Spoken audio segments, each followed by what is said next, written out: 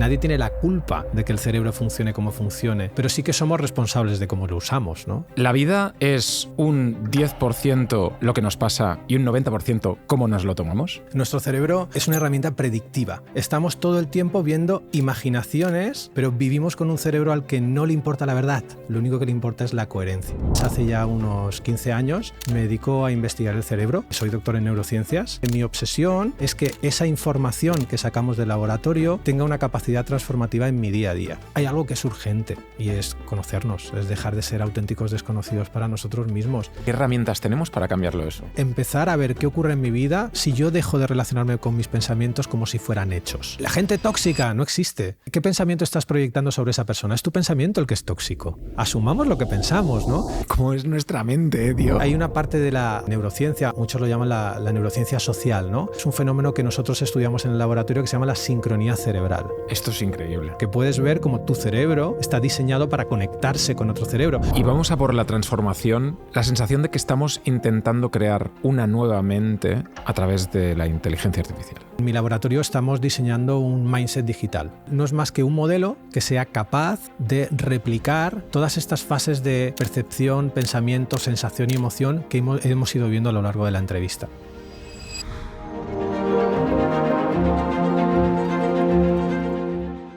Antes de empezar, quiero contaros algo muy importante, y es que estos números son una locura. 8 de cada 10 personas que ven el podcast no están suscritas. Y esto es muy importante porque cada uno de vosotros que se suscribe al podcast nos ayuda a la fórmula del éxito, a mí y a mi equipo, a llegar a muchísima más gente, a poder traer invitados mucho más especiales, a que el proyecto crezca y a que seamos una comunidad comprometida con nuestra salud, con nuestras finanzas, con nuestras relaciones, que cada semana podamos crecer un poquito más y que seamos muchísimos más. Así que si tienes la oportunidad, me ayudas muchísimo con un like, con una suscripción, y cuantos más seamos, muchas más historias podemos traer a esta mesa. Así que gracias por estar aquí y empezamos.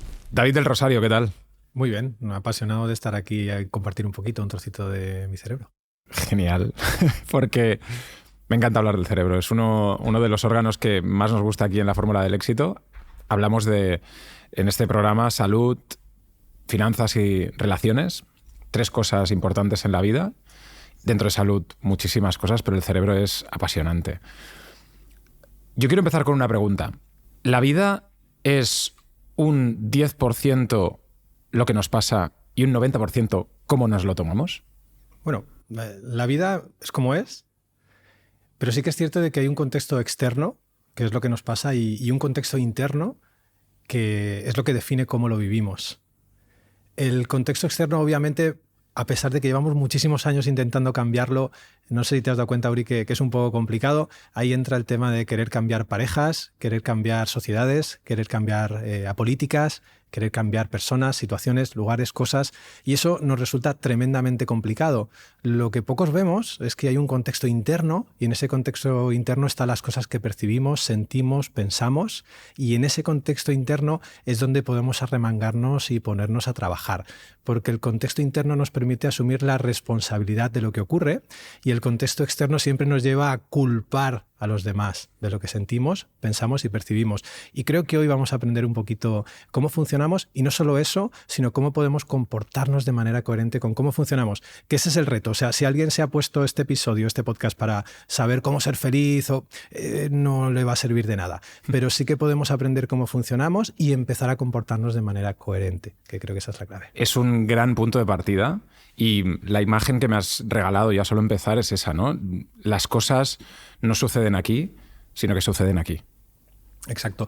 Nuestro cerebro es una herramienta predictiva. O sea, no ve el mundo, lo imagina todo el tiempo. Entonces, si ese error, que se llama error de predicción, es aceptable, es lo suficientemente pequeño, nuestro cerebro acepta pulpo como animal de compañía. Entonces, en esta situación estamos todo el tiempo viendo imaginaciones cognitivas que influyen a nuestra percepción, a nuestros pensamientos, a nuestras sensaciones, y caemos en la trampa, Uri, porque como son coherentes entre sí, entonces nosotros tenemos la sensación de que eso es veraz, de que es verdad. Pero vivimos con un cerebro al que no le importa la verdad. Lo único que le importa es la coherencia. Wow. Nuestro cerebro intenta solucionar cosas en lugar de buscar la realidad de las cosas. Y yo creo que mucha gente se verá reflejada en este episodio, y todos tenemos nuestra imagen mental, ¿no? Yo me veo de una forma. Yo me veo capaz de hacer cosas, me veo incapaz de hacer muchas otras, en muchos sentidos. Me veo capaz de poder empezar un podcast como este. Cuando empecé no tenía nada, pero yo me veía capaz de poder llegar a lo que tengo ahora, que es un plato nuevo en el que estás tú hoy estrenándolo. Hemos llegado a ser número 1 en España como el podcast más escuchado en Spotify. Estamos, yo y mi equipo y yo, disfrutando, y yo me veía capaz de eso.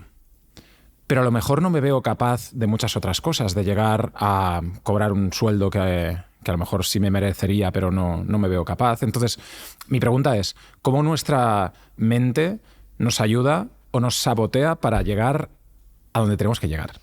Lo primero es que tenemos que tomar conciencia, Uri, de que nuestro cerebro está todo el tiempo de solucionar los problemas que nosotros mismos hemos creado a través de esas imágenes mentales. Es decir, no nos damos cuenta, generamos problemas imaginarios y luego nos ponemos sobre las espaldas el deber de tratar de resolverlos. Y por eso es una paradoja, porque cuando yo no soy consciente de cómo funciono y creo que aquello que siento proviene del externo, del contexto externo, de los demás, yo ahí no puedo hacer nada. Vuelvo a entrar en la paradoja que decíamos al principio de nuestra conversación, tratar de cambiar a los demás, tratar de cambiar al mundo. Ahí somos víctimas de lo que ocurre.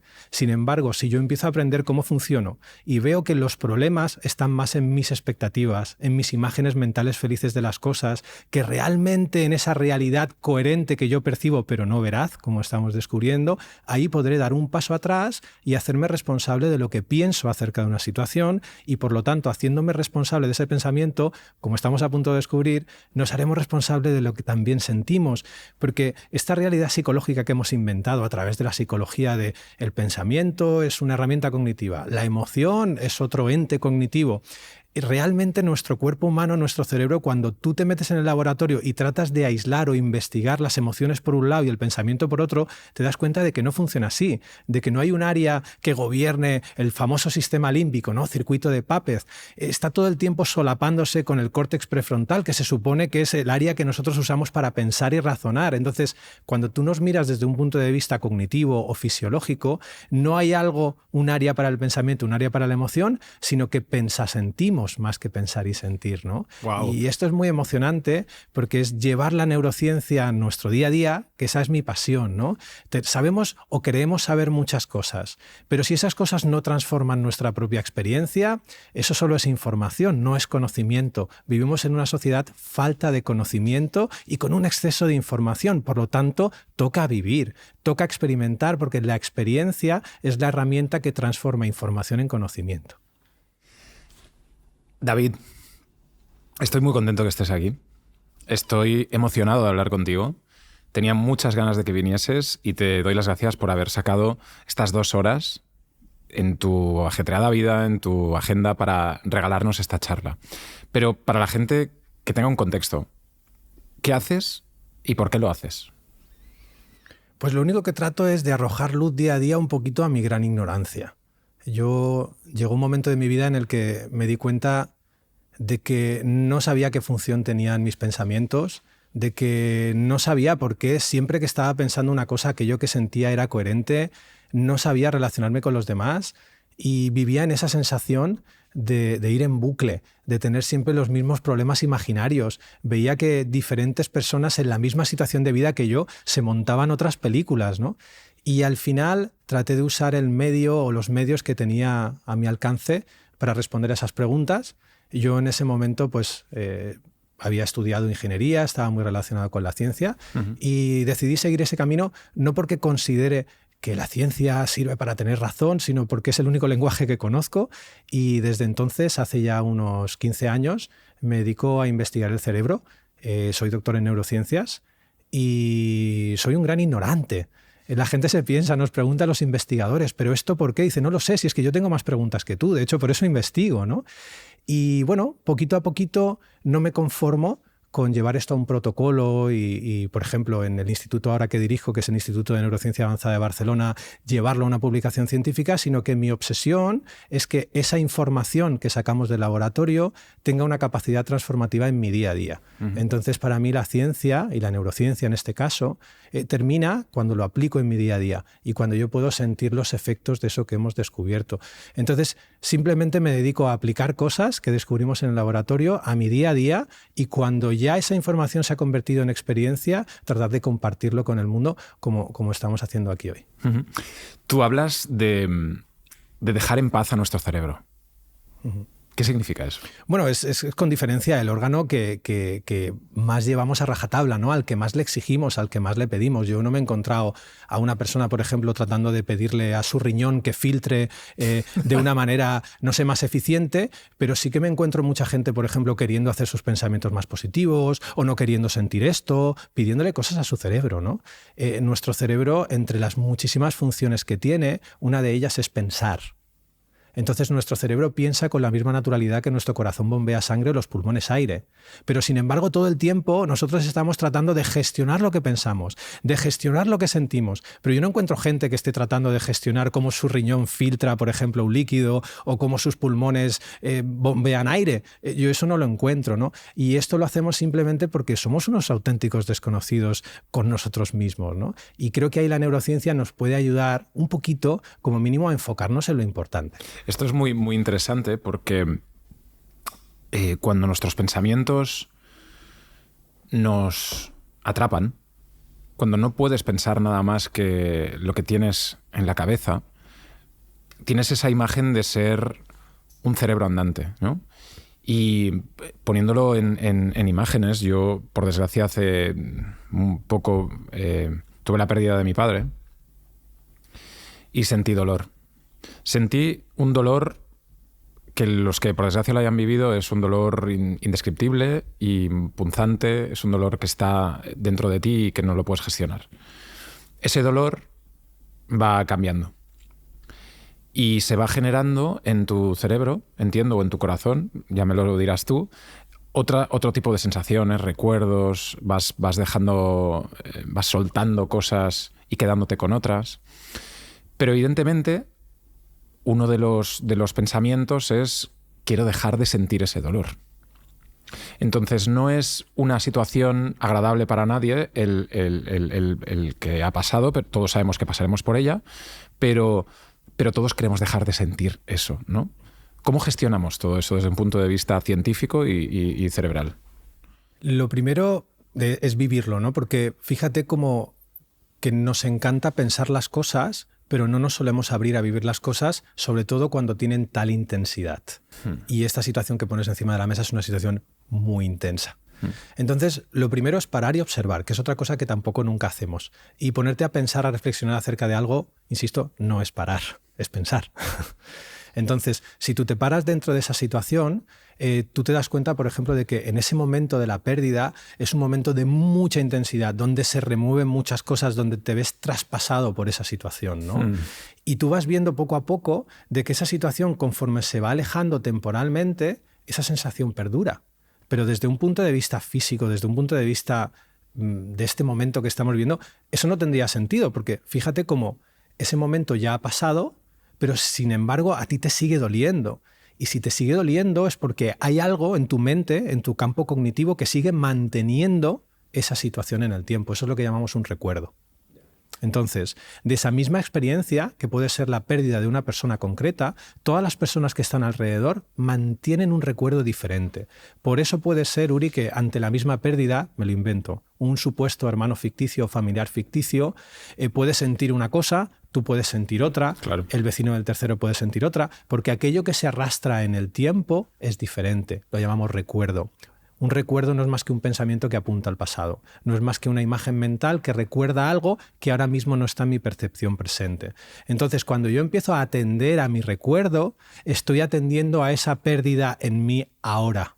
Y es desde ahí tomando conciencia de ese recuerdo desde el cual yo puedo empezar a asumir la responsabilidad de lo que pienso y de lo que recuerdo. Okay. Y entonces empiezo a darme cuenta de que hay una coherencia aférrima, Uri, de que cuando yo estoy teniendo, por ejemplo, pensamientos de nostalgia, estoy teniendo sensaciones de nostalgia, de que cuando yo estoy recordando un pensamiento bonito, estoy sintiendo una experiencia positiva y me di cuenta de nuevo de cómo funciono. Esa pérdida me está ayudando a descubrir cómo funciono y estoy viendo qué pienso, siento, de que cuando pienso algo acerca de esa pérdida positivo, siento algo positivo, de que cuando pienso algo negativo acerca de esa pérdida, siento algo negativo, y aquí puedes descansar porque lo único que descubres es que no está ocurriendo nada mal. Estás pensando, sintiendo, y es totalmente normal. No hay nada que gestionar. Hay una cosa que reconocer. Ostras, mira este pensamiento que tengo, mira lo que siento. Pero esos pensamientos son pequeñas imaginaciones, pequeñas propuestas que tu cerebro todo el tiempo te lanza. La manera de afrontar eso es descubrir su utilidad. Esto es fantástico porque te da una guía de lo que te decía antes, no somos solo un cerebro andante, sino que hay muchas cosas que acompañan a ese cerebro y que podemos dejar hacer, ¿no? Yo recuerdo mucho cuando estudiaba, en este caso estudiaba pues artes escénicas y me decían, deja tu cerebro atrás y deja que tu cuerpo actúe, ¿no? En el caso de que yo soy tu jefe y te digo, estás despedido, pues no pienses en estoy despedido, sino ¿qué harías? Es como, me pongo a llorar, o deja que tu emoción salga, ¿no? Es la misma idea, es exactamente la misma idea, ¿no? La vida está muy relacionada con el arte escénico. Totalmente. De hecho, nos encanta el drama, pero bueno, ese sería otro tema. El actor invisible, ¿eh? Pero claro, lo que yo estoy invitando es, o sea, aquí no debe venir ningún neurocientífico a decir cómo debes vivir tu vida. O sea, es decir, la persona que tiene un doctorado en cómo vivir tu vida eres tú mismo, ¿no? Y al final esto va pensamiento a pensamiento, sensación a sensación. Y el que tiene que descubrirte y prestarse atención eres tú. Me refiero, no tiene sentido que yo le diga a nadie cómo vivir su vida.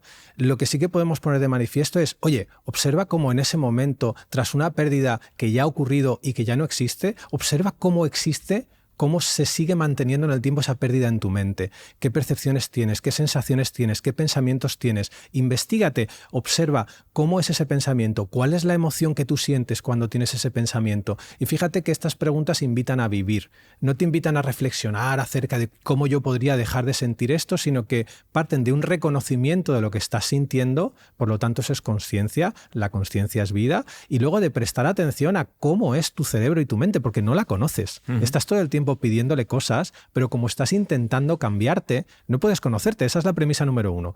Si quieres, por ejemplo, en este caso, primero, no sé, ser más feliz, tener más éxito, primero tienes que conocerte. Y claro, si estás todo el rato intentando cambiarte, no lo vas a conseguir. Vas a convertirte en algo inestable. Entonces, permítete ser como eres, que eso es pensar lo que piensas, sentir lo que sientes, y a partir de ahí ves de la mano con tus pensamientos y emociones, ¿no?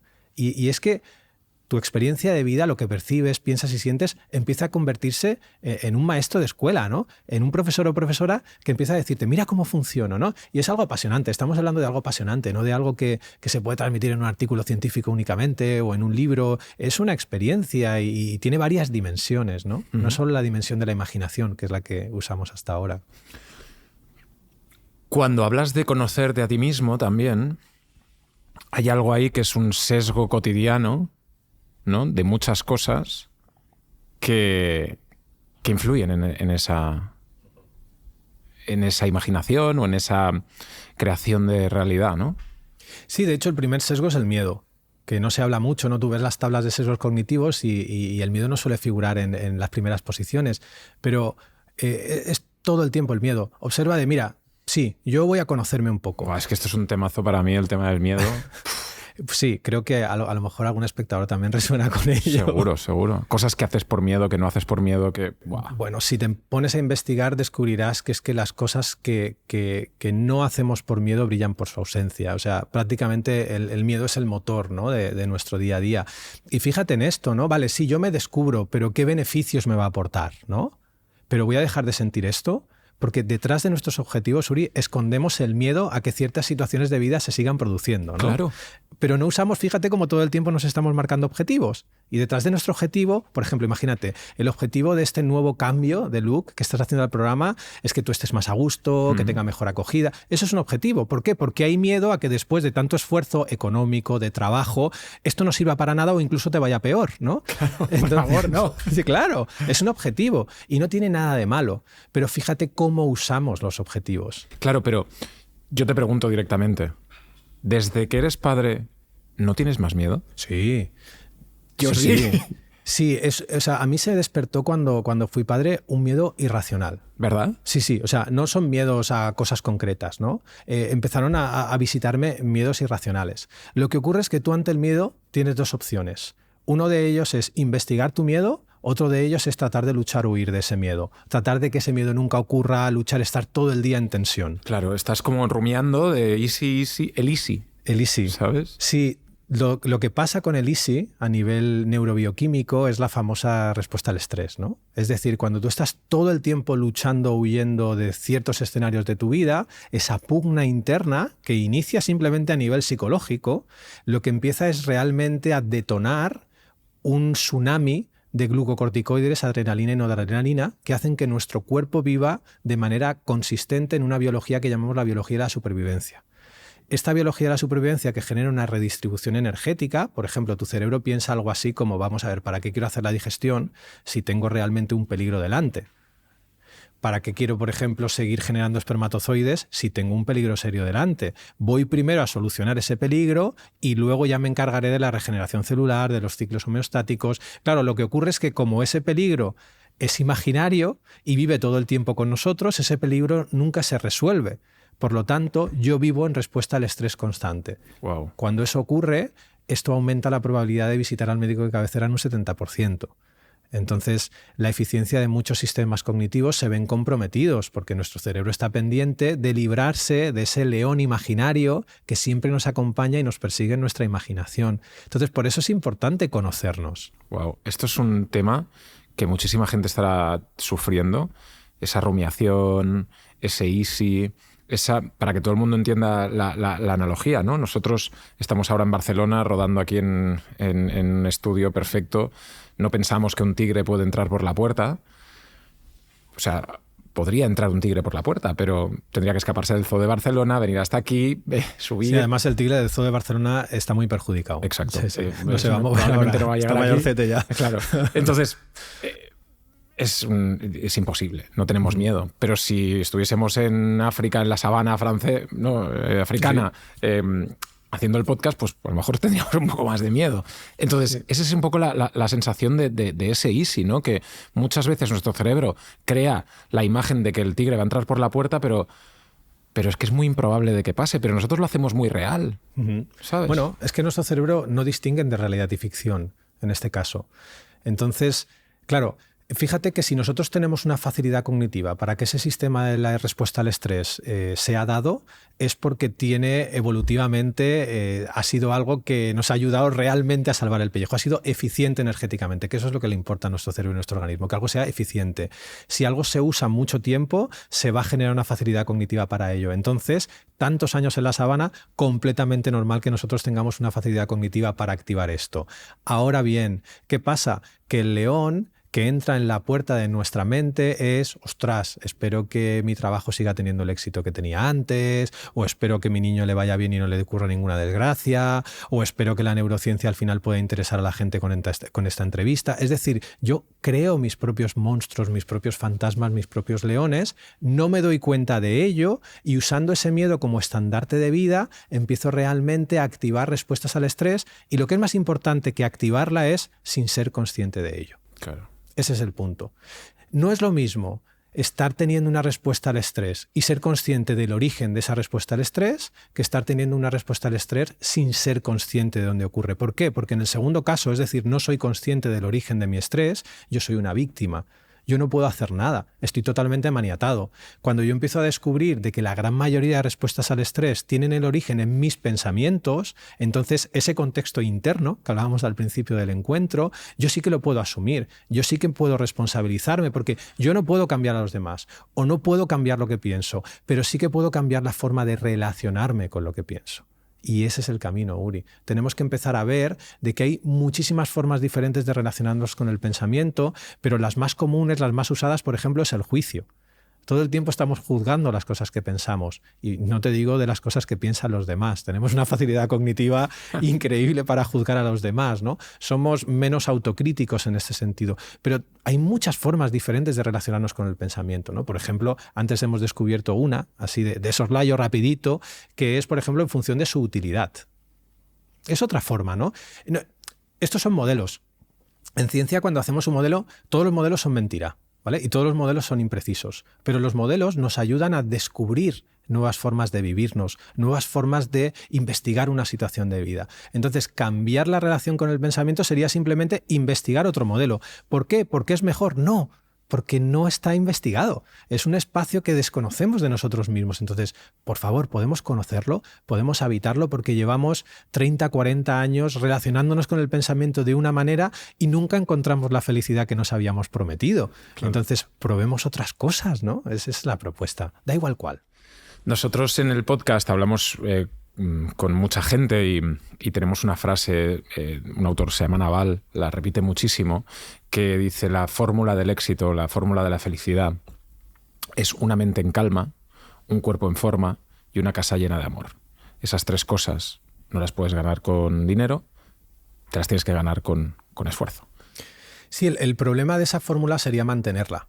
O sea, es decir, porque aunque sea plausible llegar a ella, luego tendrías que mantenerla, que sostenerla en el tiempo. Y ahí invertiríamos gran cantidades de energía y ahí volvería a entrar el miedo a perder en escena.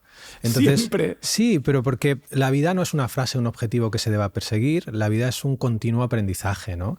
Y es mucho, mucho, mucho más útil desde un punto de vista cognitivo descubrirme a mí intentando sostener y defender ahora esa felicidad que yo acabo de conseguir. O sea, experimentar esa situación de vida es mucho más útil para ti que yo te la cuente, ¿no? Claro. Entonces, yo me siento súper familiarizado con esta frase y me siento súper familiarizado con sostenerlo simplemente porque lo he vivido. O sea, no es un gesto mental que yo haya hecho, es que simplemente en los momentos en los que he alcanzado esta paz mental, esta estabilidad en mi vida, luego he visto a un David que quería todo el tiempo sostenerlo, ¿no? Y en ese David que quería sostener es donde ha entrado en juego el miedo, ha asomado el morro y donde he empezado realmente ahora a tratar de proteger esa felicidad, y en ese proteger he activado mi respuesta de lucha o huida y he dejado automáticamente de ser feliz, ¿no? Entonces vuelvo a vivir en una paradoja. Claro, pero en ese sentido, a mí una cosa que me funciona mucho es poner en balance las cosas, ¿no? Entonces, imagínate, ¿no?, que estamos hablando pues, de la cantidad, si pudiese medirse, de felicidad que tienes, ¿no? Pues pienso, ok, yo tengo una cantidad de felicidad que si la comparo con el Uri de cuando tenía 10 años, a lo mejor es menor, ¿no? Porque cuando tenía 10 años pues vivía en un mundo de, como nuestros hijos, ¿no?, de total felicidad, ojalá, ¿no?, para todos los niños.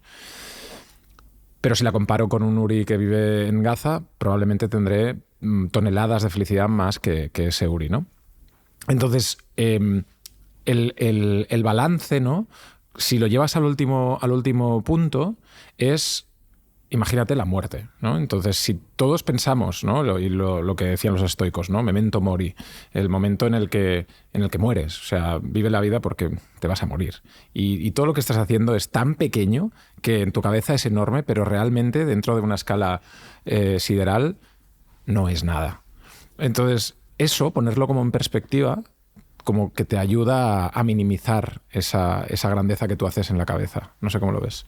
A mí me parece súper útil, ¿no?, este planteamiento. Estás usando una balanza racional, ¿no? Estás cambiando tu perspectiva y eso es súper útil, ¿no? De hecho, si llevamos esa balanza al extremo, sería la empatía, ¿no? Incluso esa balanza me permite ponerme en la piel de otro Uri o de otra persona y me permite tener más perspectiva. Lo que estamos viendo es que esto es una forma de relacionarte con el pensamiento basada en la razón. Es algo que parece que podemos hacer los seres humanos y que otros animales de nuestro entorno no están obsesionados con hacer o no tienen los recursos cognitivos para poder hacer este tipo de comparaciones. Sin embargo, hay otras muchas balanzas, ¿no? Y una balanza, por ejemplo, podría ser en la que en un lado de la balanza está la parte afectiva, es decir, las cosas que sentimos, y en otra parte de la balanza estarían las cosas que pensamos, ¿no? Este modelo que me acabo de inventar para mí hace bastante justicia porque fíjate que es un modelo en el que sentimos, es un modelo coherente con cómo funcionamos. Entonces, si tú pones en la balanza en un lado lo que estás pensando y pones en el otro lado de la balanza lo que estás sintiendo, puedes tener la perspectiva completa. Y no solo eso, Uri, sino que estarías reconociendo la conexión entre lo que piensas y lo que sientes. Cuando reconoces la conexión entre lo que piensas y lo que sientes, liberas a los demás de la responsabilidad de lo que tú sientes, la estás asumiendo. Imagínate, ¿no? Yo estoy aquí y yo ahora mismo estoy teniendo una sensación. Ahora mismo, por ejemplo, tengo una sensación placentera.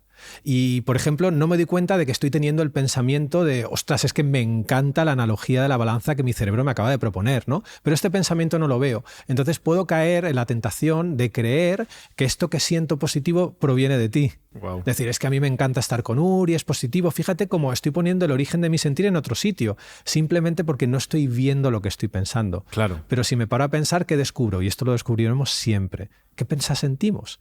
Por lo tanto, esta balanza es coherente con cómo funcionamos. Esta balanza nos lleva a preguntarnos, ¿me sirve este pensamiento para vivir este momento, esto que estoy teniendo? Y me encanta porque el foco de ello es la sensación. Fíjate como si yo uso la balanza de la razón y me hago esta pregunta, voy a tratar de responderla de manera racional, porque estoy con la balanza de la razón.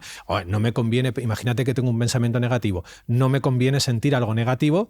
Perdón, tengo un pensamiento negativo. No me conviene pensar algo negativo porque voy a sentir algo negativo, porque David ha dicho que sentimos. Por lo tanto, todo lo negativo no lo voy a usar. Ya estoy huyendo de lo negativo. Cuando yo estoy indispuesto a sentir algo, eso es lo que genera toxicidad en mi organismo. Las emociones negativas no nos enferman. Nos enferma la indisposición a sentir, que es un matiz que se nos pasa por alto. En cambio, si por eso yo te cojo... dicen siempre, o sea, por eso en los gurús de Instagram que te dicen emociones tóxicas, ¿no? O no existe. La gente tóxica no existe. ¿Qué pensamiento estás proyectando sobre esa persona? Es tu pensamiento el que es tóxico. Porque esa persona que para ti es tóxica es el amor de la vida para la otra o le ha salvado la vida al otro. Entonces, asumamos lo que pensamos, ¿no? Decimos, no, hay que huir de la gente tóxica. Vale, buena suerte. ¿Cómo vas a huir de tus propios pensamientos tóxicos si no los aceptas, si no los abrazas, si no los ves? Porque no lo ves, porque estás cogiendo tu emoción y la estás proyectando sobre la gente tóxica. Buena suerte. Es decir, no hay gente tóxica, hay parte de ti tóxico, hay parte de ti amoroso, hay parte de ti empático. Sí, o sea, mira, hay una parte de la neurociencia, aunque nos desviemos ahora un poco de las balanzas y en algún momento volvamos, que es muchos lo llaman la neurociencia social, ¿no? Es un fenómeno que nosotros estudiamos en el laboratorio que se llama la sincronía cerebral. Esto es increíble. Sí, esto es fascinante.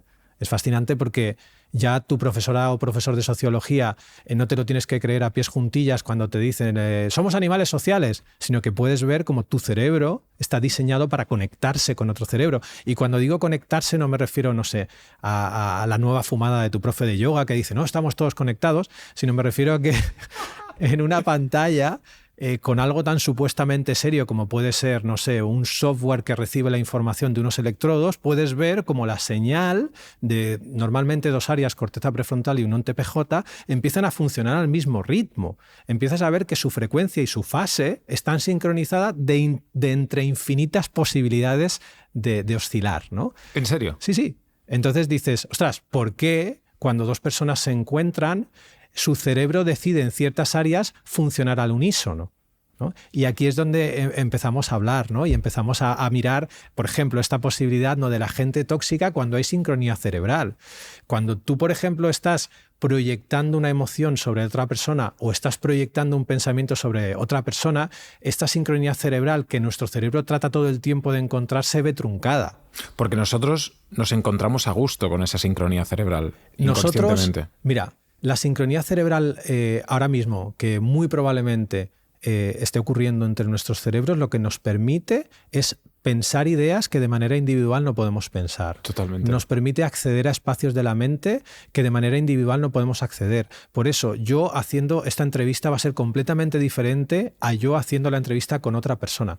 Porque tú lo achacarás a mí, pero en realidad lo que está ocurriendo es que el cerebro de Uri y el cerebro de David están conectando ahora de una forma única, es decir, están decidiendo oscilar de una manera que nunca antes habían oscilado para poder mirar ideas y compartir ideas de una manera completamente nueva. Eso es para lo que estamos diseñados. Si tú te hubieses preparado esta entrevista, si yo me hubiese preparado las respuestas a las entrevistas, aquí no habría sincronía. En las clases de universidad, estas magistrales, no hay sincronía. En los sitios donde nos preparamos las cosas por miedo a hacer el ridículo, por miedo a no decirlo bien, no hay sincronía. O sea, todo lo que está muerto no tiene sincronía. Qué bueno. Es simplemente atreverte a entrar en este espacio y sobre todo sorprenderte de qué puedo aprender yo en esta entrevista. Yo no vengo aquí, como aquel dijo, a hablar de mi libro o a hablar de no sé qué. Yo vengo aquí a ver qué puedo aprender de esta oportunidad que cuando nuestros cerebros se sincronizan nos ofrecen. Y para eso está diseñado no solo nuestro cerebro, ¿no? sino la vida social. Aquí es fantástico, David, como lo explicas. Te decía antes de empezar el programa que eres un gran comunicador, tienes una gran capacidad de hacer visibles esas ideas. Entonces, en ese sentido, cuando tú hablas de todo esto, a mí me viene a la cabeza, uno, no tienes que tener miedo de poder entrar aquí, como has entrado tú, sentarte en esta mesa y explicar delante de miles de personas lo que vas a explicar. Confías en ti, confías en tu cerebro, confías en tu bagaje. Y luego, cuando hablas de esa sincronía, recuerdo una entrevista también del podcast fantástica. Tuve la oportunidad de sentarme con Andrés Iniesta en Japón, en su último partido como profesional, y entonces le puse el vídeo del gol de España en el Mundial. Entonces, Andrés, hay varias cosas que como neurocientífico me gustaría que tú dijeses también, ¿no? Una de ellas me decía lo que tú decías de la sincronía. Él, cuando Cesc le pasa la pelota para que él marque el gol de la final del Mundial que da la Copa del Mundo a España, él me decía que ya sabía que eso iba a pasar. Él decía, yo ya sabía que Cesc me iba a pasar la pelota, yo ya visualicé de alguna forma, o no sé, una sincronía con él, lo que tú decías, o no sé cómo, porque son genios, marcar ese gol, ¿no? Y luego otra cosa que también me gustaría comentarte es que él me decía, todo el mundo recuerda qué estaba haciendo cuando España ganó el Mundial en ese momento. Todo el mundo dice, pues yo estaba con mi padre, estaba con mis amigos, estaba tal en el pueblo, no sé qué. Y él no recuerda nada. O sea, él dice, es una putada porque yo no recuerdo nada. O sea, todo fue pam, pero solo recuerdo lo que veo en la televisión, pero mi cerebro ha desconectado eso. ¿Por qué pasa eso? Mira, en primer lugar, sincronía y sincronicidad son dos cosas diferentes, pero me niego completamente a hablar aquí desde un punto de vista teórico para intentar hacer ver que sabemos algo después de haberme declarado completamente ignorante. Entonces, permíteme llevarlo como a lo más cotidiano, ¿no? Por favor. Imagínate que Andrés Iniesta está moviéndose por el terreno de juego justo cuando Cesc va a lanzar ese pase, ¿no? Hay una cosa muy importante en el organismo, concretamente en la cognición y en el cerebro de Andrés Iniesta, que es la atención. Es decir, si Andrés Iniesta hubiese estado pensando en voy a correr a tal velocidad, a tal dirección, es decir, hubiese estado racionalizando ese momento, muy probable Andrés Iniesta no hubiese marcado el gol, ¿no? De hecho, hay experimentos en el laboratorio que hacemos de que cuando una persona, por ejemplo, está muy pendiente de cómo va a tocar la pelota con el pie, de en qué dirección, de cómo lo va a hacer, el fallo está a la vuelta de la esquina, ¿no? Wow. Entonces, esta actitud que tú hablabas acerca de mí, de sentarme aquí, de confianza en uno mismo, es el estado natural. O sea, Andrés Iniesta estaba corriendo esa pelota, confiando en sus capacidades, siendo él mismo, porque es que es genial ser como somos. Entonces, cuando nos pensamos, no podemos vivir, y para meter gol necesitamos vivir. Entonces, él lo único que hizo, él entrenó duro todo el tiempo, él hizo todo lo que tenía que hacer, y ahí estaba disfrutando. Cualquiera que esté viendo esto es exactamente lo mismo, mi vida es exactamente lo mismo. Yo he hecho las cosas que quería hacer, también he hecho las cosas que tenía que hacer, algunas cosas las he hecho entrenando duro, otras cosas he dicho esto no es para mí, y ahora mismo estoy en el momento con lo que necesito para hacer lo que se me pide. En este caso, él está marcando un gol, yo estoy explicando una idea, llevando una idea del laboratorio aquí. Entonces, es una cuestión de que el miedo y la confianza utilizan las mismas redes funcionales, las mismas redes neuronales para funcionar. No es que tengamos un área para el miedo, un área para la confianza, es que son las dos caras de la misma moneda. Entonces, en cada situación de vida debes elegir si temer o confiar. Cuando tememos, nos llevamos a un exceso de racionalizar. Cuando Iniesta va por esa pelota, si decide temer, empieza a decir, no, pero si corro tan rápido no voy a llegar, pero empieza a mirar la posición de dónde está el defensa, por lo tanto ha perdido la posición de la pelota, empieza a racionalizar en exceso una situación, deja de vivir la situación, la capacidad de cometer un fallo incrementa, España no ganará el Mundial. Sin embargo, si él es como es, y simplemente decide confiar, simplemente confiar es ser uno mismo. Ejecuta. Correr esa pelota, la gente dice, bueno, es que está usando la intuición. Bueno, la herramienta cognitiva, o sea, él corre hacia esa pelota, hace lo que le sale que tiene que hacer y marca gol. estás siendo tú mismo, ¿no? Sería una analogía bonita, ¿no? Ser tú mismo es marcar un gol, ¿no? Marcarle un gol a la vida, ¿no? Es fantástico. Y me he sentido muy, muy, muy inspirado con lo que decías, en el sentido de que todos hemos vivido en nuestro día a día, en nuestra vida, un momento en el que piensas, estoy preparado para hacerlo, lo conozco, lo domino, en cualquier ámbito, de vuestro trabajo, de vuestra vida, pero no sabes por qué.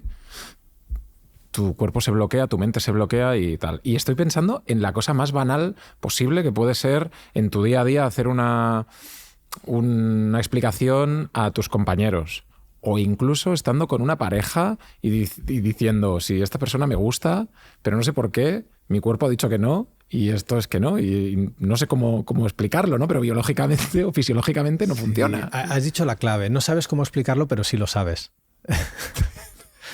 Es una cuestión, esto nos lleva a otro gran melón, ¿no? Que es la honestidad, ¿no? Ya. La honestidad no es lo que pensamos que es. Igual que la vida, la honestidad es lo que es. Y la neurociencia nos ayuda un poquito a acercarnos de una manera, si cabe, un poquito más objetiva a esto de la honestidad. Tenemos un detector de honestidad en la corteza cingulada anterior preferentemente, o sea, no hay un área que hace algo, es una red lo que hace algo, pero bueno, por posicionarlo en algún sitio, corteza cingulada anterior, que es un detector de honestidad. Y este detector se activa no solo cuando yo te comunico una mentira, sino cuando yo me miento a mí mismo. ¿Cómo es eso? Es decir, por ejemplo, imagínate que yo estoy teniendo un pensamiento deshonesto. Mi corteza cingulada anterior se activa. No hace falta que lo comunique para que se active. Por lo tanto, la honestidad desde este punto de vista de la neurociencia no es cuando yo te comunico una mentira. Eso no es honestidad, es cuando yo soy deshonesto, es como un gesto de empatía conmigo mismo. Es como que tus alarmas ya saltan. Con nuestra voz interna, sin necesidad de comunicarlo, el detector ya salta. Fíjate que socialmente la mentira es cuando se comunica. No voy a mentir, no voy a comunicar este pensamiento deshonesto. Para nuestro cerebro no es así. La deshonestidad empieza en cuanto se piensa y se le presta atención al pensamiento. Entonces la honestidad sería algo así como un gesto de empatía con uno mismo, y en contexto social la honestidad sería como, la paz sería como un gesto de honestidad con la humanidad, ¿no? Porque por lo tanto, si yo voy asumiendo lo que pienso y yo voy mirándome a mí, no podré proyectar. Volvemos al círculo que veamos antes, ¿no?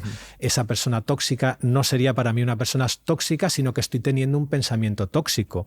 Esa persona neurobioquímicamente no tiene la capacidad de inocular, por ejemplo, ciertas hormonas o neuropéptidos que generen una bioquímica tóxica, pero tu pensamiento sí tiene esa capacidad, ¿no?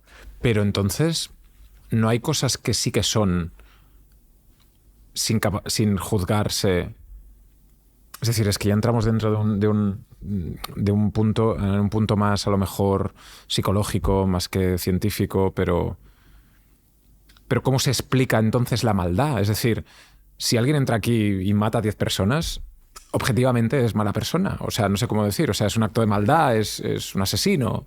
Sí. O sea, nosotros conceptualmente, o sea, eso se llama categorizar, ¿no? Entonces, obviamente, la maldad existe porque son categorías que hemos creado los seres humanos, que hemos llegado a un acuerdo para podernos comunicar, y benditas categorías, porque es que si no, no podríamos comunicarnos. Claro, pero ¿no? La toxicidad no puede ser también una categoría de alguien que digas, oye, es que este tío o esta tía está siempre metiendo toxicidad dentro del grupo, dentro de... Sí lo es. Lo que ocurre es que siempre vas a encontrar una persona que no lo vea como tú. Lo que ocurre es que nuestro cerebro y las personas somos tan inteligentes que nos solemos aproximar a personas que lo ven como nosotros para caer en la tentación de creer que el mundo es como lo pensamos y no es como es, ¿no? Entonces, lo que decías al principio de la charla, ¿no? Claro, yo me junto con este grupo de personas que piensan que esta persona es un impresentable, y entonces tengo la sensación de que mi pensamiento es veraz. Un partido político que piensa que los inmigrantes son...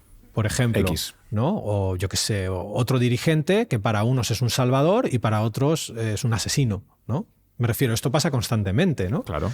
Y fíjate que ahí lo que hay detrás es simplemente un juicio. Un juicio no es más que un pensamiento al que le das la condición de hecho en ese caso y te posicionas, y que normalmente los partidos políticos no son más que asociaciones de cerebros que tienen una tendencia a sincronizarse o a conectar a través de una serie de conceptos que son similares, ¿no? Ese tipo de agrupaciones lo que hacen es reforzar una forma concreta de ver el mundo. Y desde un punto de vista neurocientífico tiene el peligro de que no podrás darte cuenta de que aquello que tú piensas y aquello que piensa tu enemigo no es realmente tan diferente, porque simplemente son posibilidades, ¿no? Aquello que te lleve a ver tu pensamiento como hecho y no como posibilidad te separa de la posibilidad de comportarte de manera coherente con cómo funcionas, ¿no? Y ahí estás, si cabe, un poquito más perdido. Entonces, es una decisión personal. Yo, por ejemplo, he tomado la decisión personal durante mucho tiempo en mi vida de ver mis pensamientos como hechos. Lo que pasa es que no era consciente de esa decisión. Y ahora, por ejemplo, estoy experimentando otra cosa. Y no es que lo que yo esté experimentando ahora, que es ver mis pensamientos como posibilidades, sea mejor o sea más avanzado que lo otro. Es simplemente otra forma de relacionarse con el pensamiento. Y no vayamos ahora a creernos, es decir, a convertir esta idea en un hecho, ¿no? De decir, no, es que ahora lo bueno es ver tu pensamiento como una propuesta.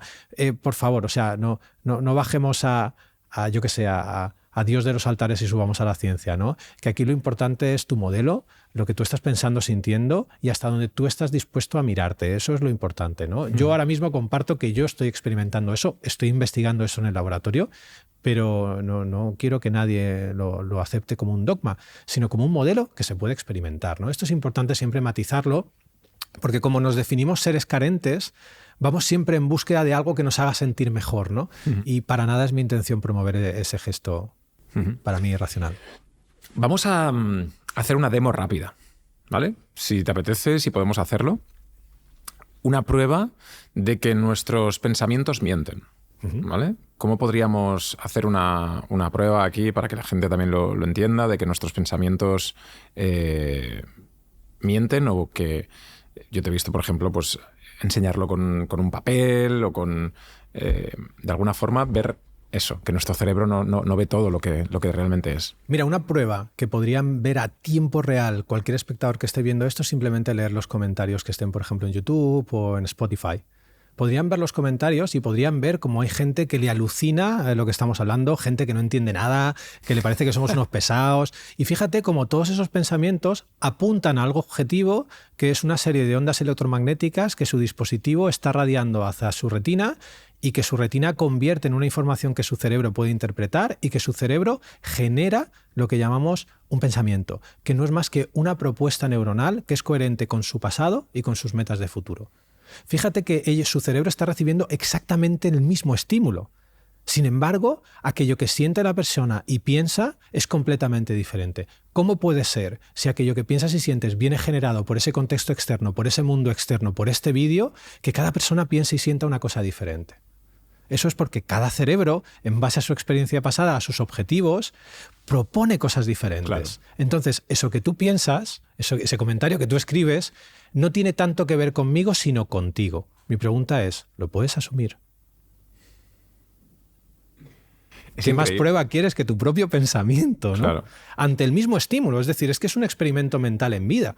Todos los participantes de ese experimento, todos los espectadores, sus cerebros están recibiendo exactamente el mismo estímulo.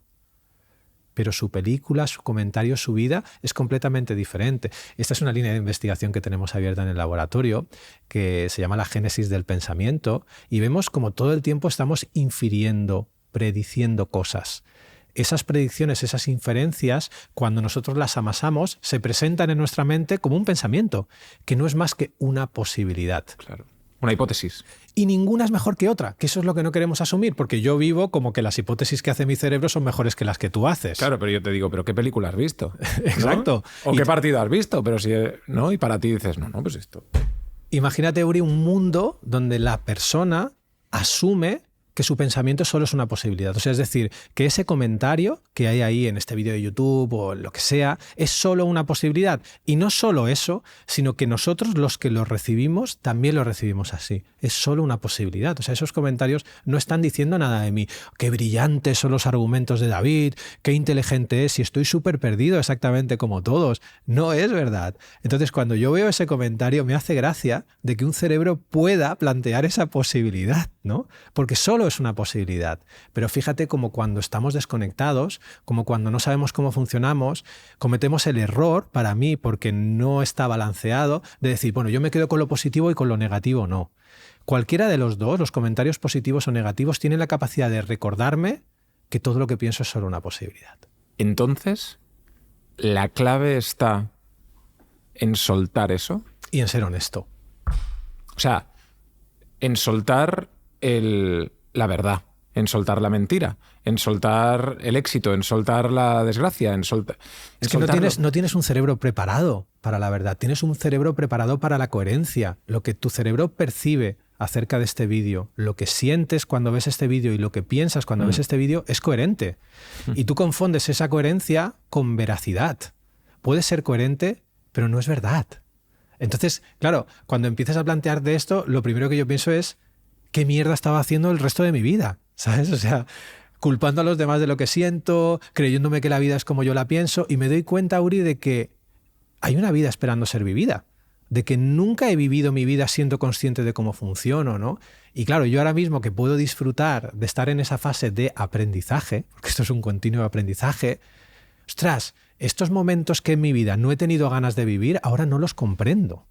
No los comprendo, porque digo, pero ¿cómo no vamos a poder tener ganas de vivir si no sabemos cuál va a ser el siguiente pensamiento que nuestro cerebro nos va a proponer? Fíjate, ya no importa si es un pensamiento que me genera felicidad, si es un pensamiento que me genera asco, si es positivo, si es negativo. Es simplemente yo quiero descubrir cuál es mi relación con él. Y en mi relación, por ejemplo, veo ¿le estoy dando la condición de hecho a este pensamiento sin rechistar?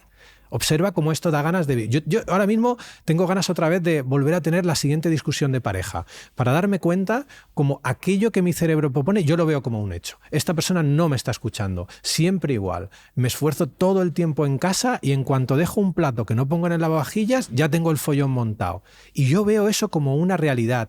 Esta persona no me tiene en cuenta, no tiene en cuenta todo lo que hago, pero si yo paro y digo, wow, ¿qué está ocurriendo? Estoy teniendo un pensamiento de este tipo y estoy sintiendo una sensación proporcional a eso.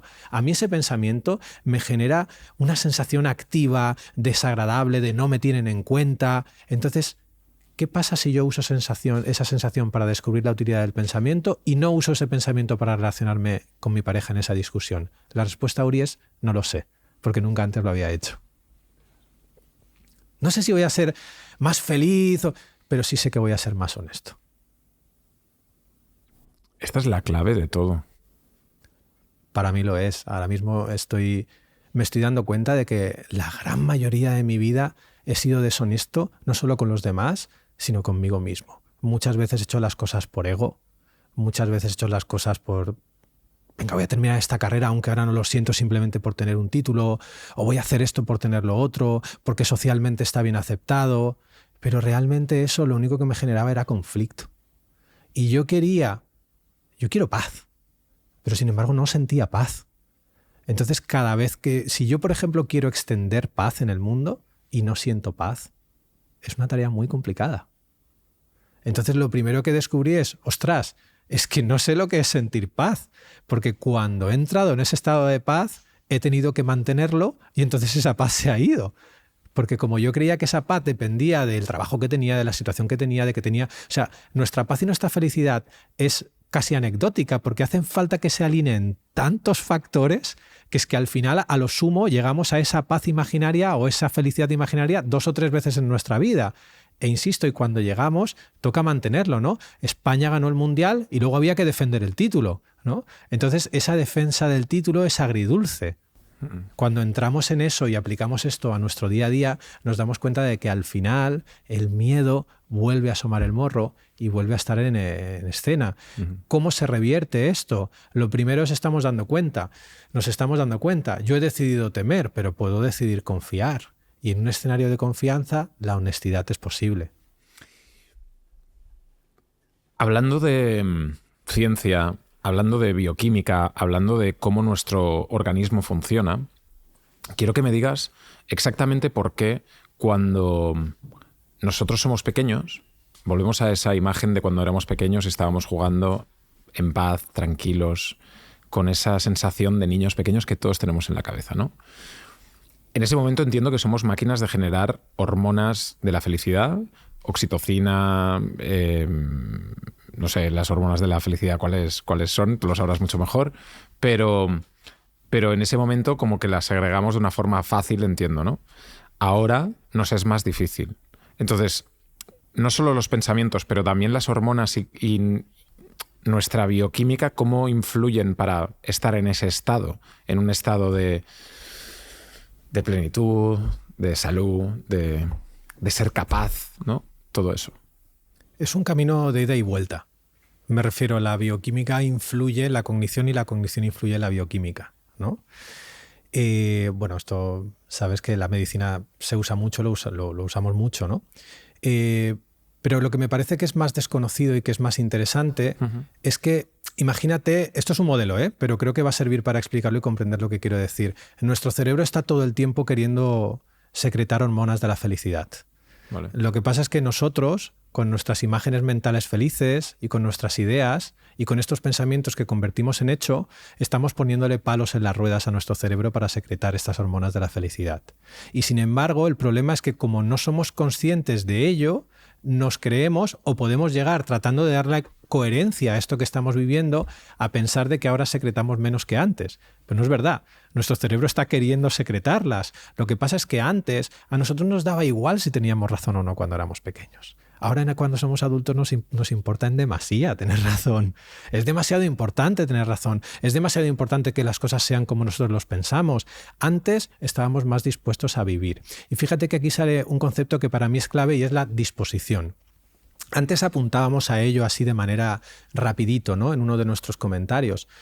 Decíamos, lo tóxico para el organismo no es la emoción negativa per se, es mi indisposición a sentirla. Esa indisposición es lo que genera la lucha-huida, genera todo este tinglado del estrés crónico y esto. Cuando yo estoy indispuesto a sentir, indisposición igual a toxicidad. En este caso es exactamente lo mismo. Cuando yo soy niño estoy dispuesto. Conforme yo me voy haciendo adulto, es la historia de cómo ese niño se va indisponiendo a vivir ciertas situaciones de vida, a pensar ciertas cosas, a que piensen ciertas cosas de él, a sentir ciertas cosas, a que sientan ciertas cosas de él o no las sientan. Entonces, es una cuestión más de que esa indisposición, desde un punto de vista de neuropéptidos y de bioquímica, genera todo un cóctel hormonal que hace que, aunque nuestro cerebro esté todo el tiempo queriendo inyectar en nuestro sistema esas hormonas de la felicidad, estemos nosotros inyectando tal mejunje a nivel, gracias a esa indisposición, que al final la sensación que tenemos es que la maquinaria no funciona, o como mínimo de que tenemos el recuerdo de que antes funcionaba mejor. Claro, pero todos tenemos ese recuerdo del momento en el que pasamos de estar felices a que alguien nos diga algo, a sentirnos vulnerables, a tener como esas emociones de pues el miedo, que la vida no es Disney, que papá no es así, sino que es asá, que... ¿no? Lo llaman hacerse adulto, ¿no? Qué putada, tío. Es una putada. Yo recuerdo el momento en el que... Paramos todo, tío. Sí. Nos quedamos aquí, no más. ¿Sabes? Yo recuerdo el momento en el que mi madre, refiriéndose a mi sobrino, dijo, ay, mira, ya tiene conocimiento. Y justo en ese momento mi cerebro pensó, se jodió. Todo porque ya... pasó de a estar preocupado porque quiere estudiar, preocupado. Y no estamos diciendo que no sea importante mirar eso. Estamos diciendo que desde el lugar en el que lo miramos, bloquea nuestra felicidad. Estamos diciendo eso. Yo no estoy diciendo que no sea importante mirar a qué nos queremos dedicar o que no sea importante mirar a los problemas del mundo. Yo lo que estoy diciendo es, si mirar a los problemas del mundo, si afrontar el tema laboral, financiero, siempre desde la misma perspectiva, vemos que es un callejón sin salida, ¿por qué no cambiarlo? Esa es la propuesta, ¿no? ¿Y cómo se empieza a cambiar? Claro. A través del pensamiento. Lo estamos viendo. Pero ¿y qué herramientas tenemos para cambiarlo eso? O sea, la primera de todas es empezar a ver qué ocurre en mi vida si yo dejo de relacionarme con mis pensamientos como si fueran hechos. O sea, es decir, imagínate la manera que yo he tenido antes de responder a tu pregunta acerca de la felicidad y estas hormonas de la felicidad que se secretaban cuando éramos pequeños y no de adultos. El primer paso que yo he hecho cognitivamente ha sido dudar de mi propia respuesta primera intuitiva. Ha sido ponerla en duda. Al poner en duda, le devuelvo la condición de posibilidad. ¿Qué haces cuando dejas de usar ese argumento? Tu cerebro te propone otro. Vale, vamos a por ello. Yo creo que soy un tío que no le pueden contratar en una multinacional porque no lo valgo. Perfecto. Si miramos ese pensamiento, lo primero que vemos es que ese pensamiento tiene la losa del pensamiento hecho. Yo creo, ¿no? Luego hablaremos de las creencias limitantes que no existen, pero vamos con este pensamiento. Entonces, le devolvemos la condición de posibilidad. Yo pienso que soy una persona que no pueden contratar. Y entonces empiezo a mirar, deja tu cerebro que actúe, tu cerebro te lo va a enseñar. Y entonces empiezas a darte cuenta de que ese pensamiento, esa propuesta neuronal está hecha de una experiencia pasada. Yo no esto porque me pasó esto, porque fíjate, he estado en 3 trabajos y nunca ha salido bien, nunca me he sentido pleno. Entonces tú empiezas a darte cuenta de que estás usando tu experiencia pasada para decretar que esta experiencia y que todas las futuras van a ser exactamente igual. Claro. Y estás viendo que hay una sensación asociada a ese pensamiento y es una sensación de disgusto, es una sensación negativa, es una sensación que te hace un nudo en el estómago. Pues mira, esa sensación, Uri, te está hablando acerca de la utilidad de ese pensamiento. Ya no estamos hablando de la veracidad. Es decir, hemos pasado el mundo, esto es verdad o esto es mentira. Es verdad porque mira lo que me pasó en mi pasado. Es verdad porque mira lo que siento. Hacemos esto. Yo uso la sensación desagradable que me genera el pensamiento, a mí no me van a contratar, no, para darle al pensamiento la condición de hecho. Esto lo hacemos mucho.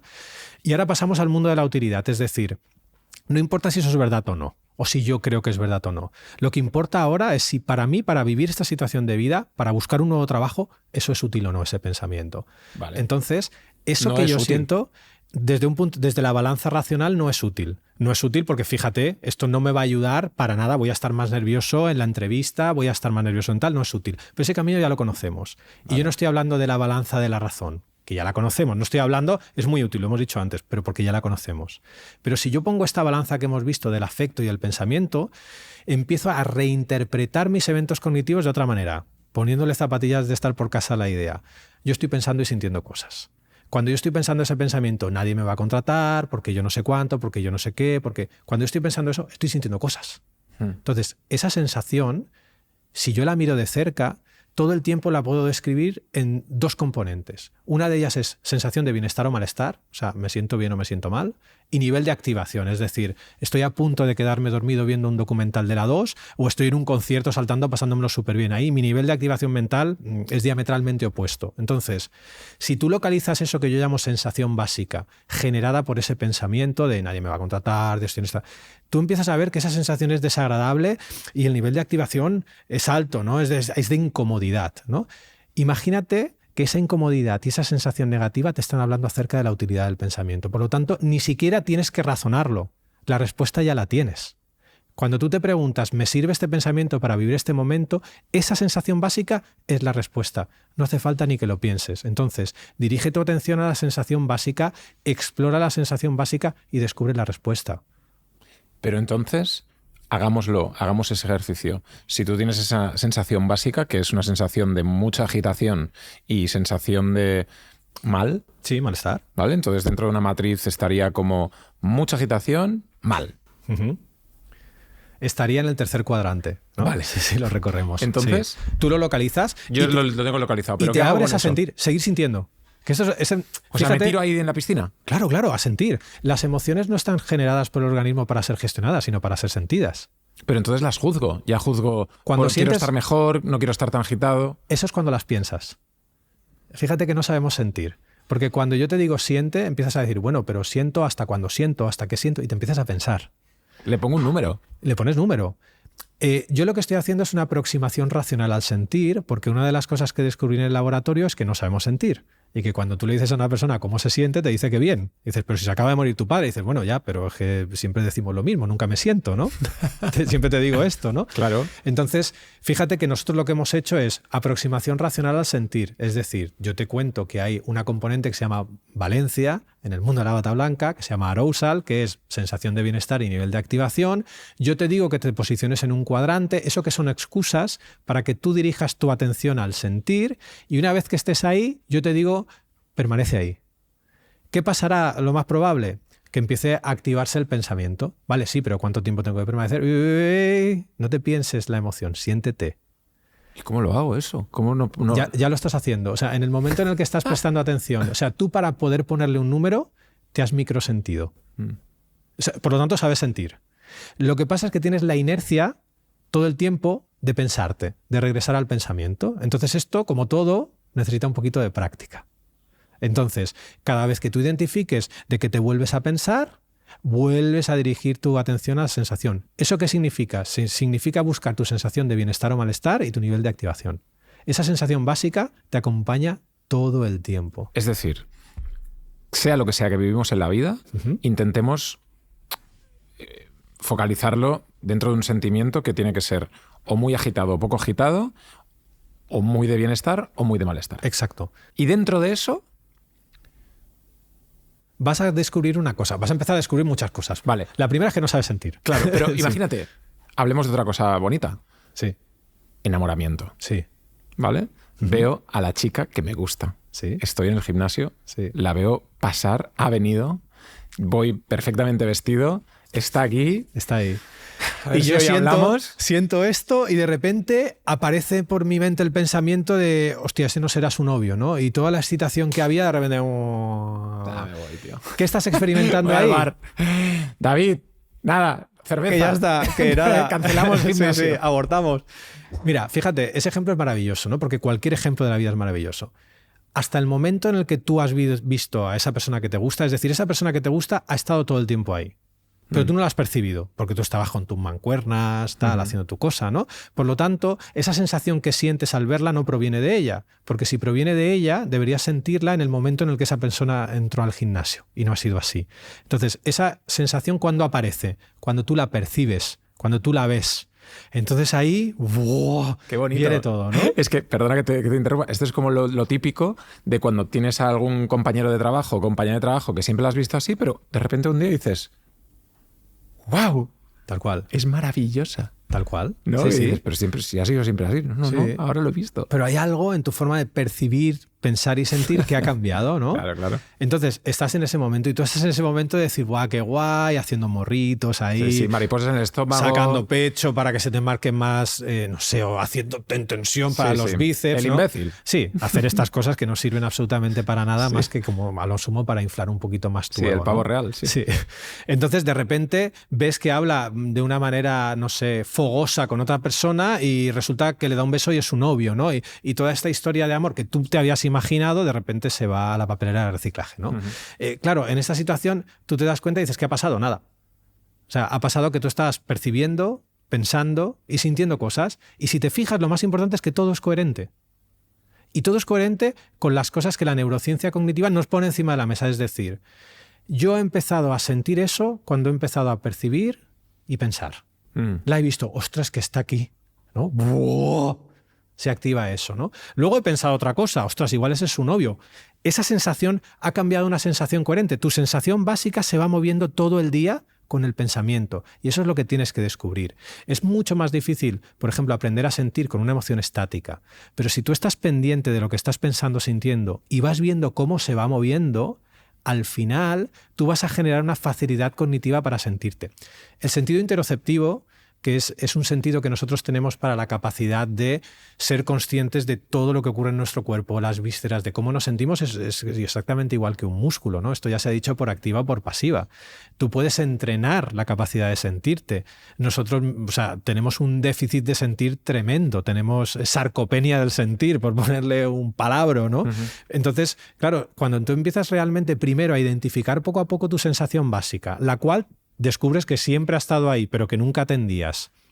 Y después tú le vas haciendo un seguimiento en tu día a día, vas viendo que estás en el gimnasio con tu paranoia de entrenar, sientes una cosa coherente con tu paranoia de entrenar, entra la chica que te gusta, dices, ay, ahí está, cómo me gustaría quedar con ella, acompañado de ese pensamiento empieza una sensación que sube su bienestar, sube su nivel de activación, estás pensando, sintiendo, tu sensación básica se ha movido y cuando piensas que su novio está al lado, se vuelve a bajar a uno negativo. ¿Qué está pasando? Nada, que has pensado y sentido y todo es coherente. Preocúpate cuando aquello que piensas y sientas no sea coherente. Claro, pero en ese sentido, cuando tú tienes un pensamiento que es recurrente, a lo mejor de un momento pasado, ¿no?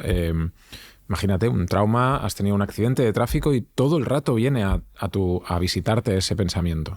Sí, a ver, la patología, mi investigación se centra en personas sanas con sus necesidades básicas cubiertas. Okay. Esto no quiere decir que lo que digamos no sea aplicable a ellos, sino que yo no he investigado acerca de eso, ¿vale? Vale, vamos a dejando entonces, esto claro, ¿no? Vale, vamos a dejar entonces un trauma de ese calibre a otra cosa que puede ser me echaron, Tal cual. mi novia me dejó y no he superado eso, me echaron del trabajo, o sea, cosas que evidentemente son jodidas, pero no... Sí, que no es... O sea, me refiero como... Doy un matiz simplemente porque a lo mejor a alguien que nos está escuchando le ha pasado algo así traumático, para no dejar esto aquí en vilo, como diciendo, ¿no? Pero cuando nosotros vivimos una situación muy traumática, que puede conllevar un estrés postraumático que necesita tratamiento por especialista, una de las cosas que puede ocurrir es que ciertas áreas de nuestro cerebro, por ejemplo el hipocampo, a la hora de guardar un recuerdo, pega un pantallazo azul, como lo hace en el momento menos inesperado un sistema operativo como el Windows, ¿no? Que dices, ostras, se ha quedado aquí colgado, ¿no? Uh-huh. Entonces, ahí, por ejemplo, se producen fenómenos cognitivos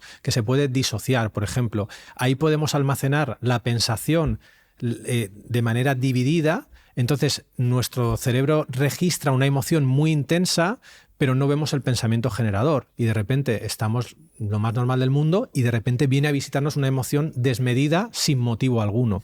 Esto puede ocurrir porque hemos vivido una situación con estas características, una situación traumática, novedosa, de repente, que ha significado, ha puesto en peligro nuestra parte personal, nuestra parte física. Entonces, digamos que esto lo trataríamos por otro sitio, ¿no? Vale. Pero es tratable. O sea, hay toda una rama de investigación que se centra en ello. Claro, esta parte que nosotros vemos de que estamos viviendo situaciones de vida incómodas, de que estamos viviendo situaciones de vida recurrentes, es porque en el contexto normal de personas sanas con sus necesidades básicas cubiertas, la recurrencia es porque siempre ha habido por nuestra parte una tendencia o una inercia a usar ese pensamiento. Me explico, ¿eh? Wow. Volvamos al león, ¿vale? Que lo hemos hablado antes, ¿no? Y vamos a ponernos en la situación del león externo, porque creo que es mucho más fácil visualizarlo. Es decir, nosotros estamos en esta sabana africana imaginaria que hemos traído a este plato antes y de repente vemos un león. Lo primero que tenemos que hacer para salvar el pellejo, ¿qué es, Uri? Correr. ¿En qué dirección? En la dirección opuesta al león. Vale, por lo tanto, para saber en qué dirección tengo que correr, primero tengo que prestar atención al león. Sí. Porque si no, pues puedo salir en la misma dirección y adeus y au, vamos, acabó la cosa, sí, ¿no? Sí. Entonces, fíjate, como si convertimos ahora ese león en un pensamiento, cuando yo quiero luchar oyendo un pensamiento, yo le presto atención sostenida. ¿Sabes lo que interpreta nuestro cerebro cuando prestamos atención sostenida a un pensamiento? Que es bueno. Que es útil. Entonces, la probabilidad de que ese pensamiento sea propuesto en una situación de vida similar acaba de aumentar.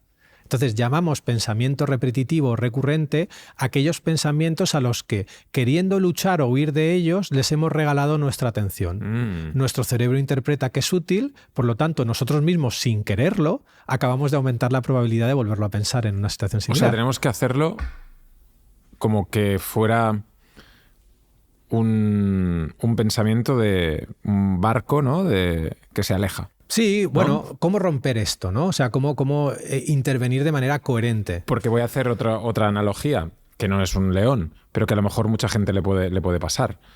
Una amiga mía me decía que es que estaba con su chico, que le adora, que tiene una sensación de amor, que tal, pero cuando estaban ahí no podía parar de pensar en su ex.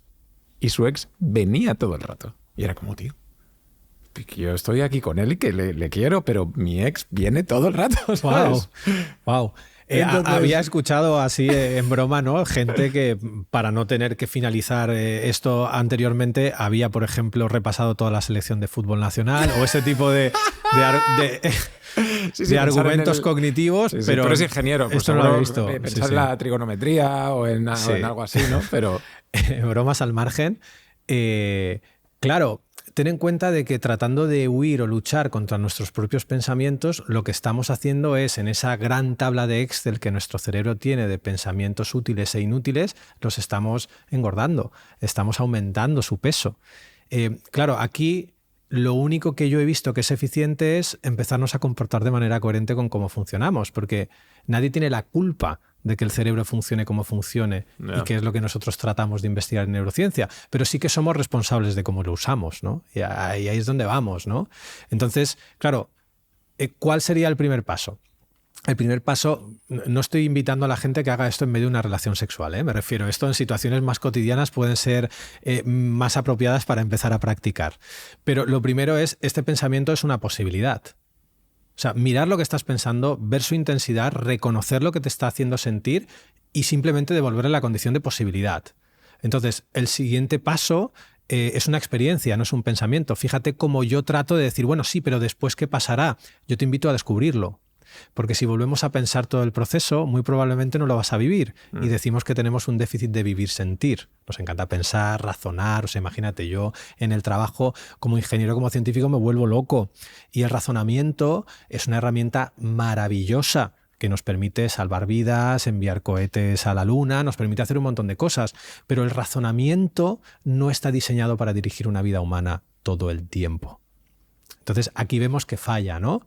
Por ejemplo, para, no sé, hacer un uso eficiente de tu economía familiar, usa el razonamiento, ¿vale? Para hacer un uso eficiente de muchísimas cosas, de decir, por ejemplo, mira, he llevado el coche al taller a esta persona, me ha cobrado esto, me parece muy elevado, voy a preguntar a otros talleres. Eso es un mecanismo de raciocinio que es súper útil, ¿no? Pero claro, cuando no sepas qué hacer en tu vida, cuando estás atascado, cuando vas todo el tiempo de que por mucho que tratas de razonar la cosa o encontrar cuál es la solución a este problema, no lo encuentras, usa otro modelo. Y es donde descubrimos de que hay una cosa que se llama sentir, que no lo usas nunca, que no sabemos qué hacer con él y que lo único que tratamos es todo el tiempo de decir, a ver qué puedo hacer para no volver a sentir esto, indisposición, a ver qué puedo hacer para no volver a sentir lo otro o pensar lo otro, indisposición, y empiezas a darte cuenta de que tenemos una disposición muchas veces a vivir, ¿no? Claro. Entonces, mi amiga tendría que estar dentro de ese sentimiento de, no sé, imagínate, vergüenza, ¿no?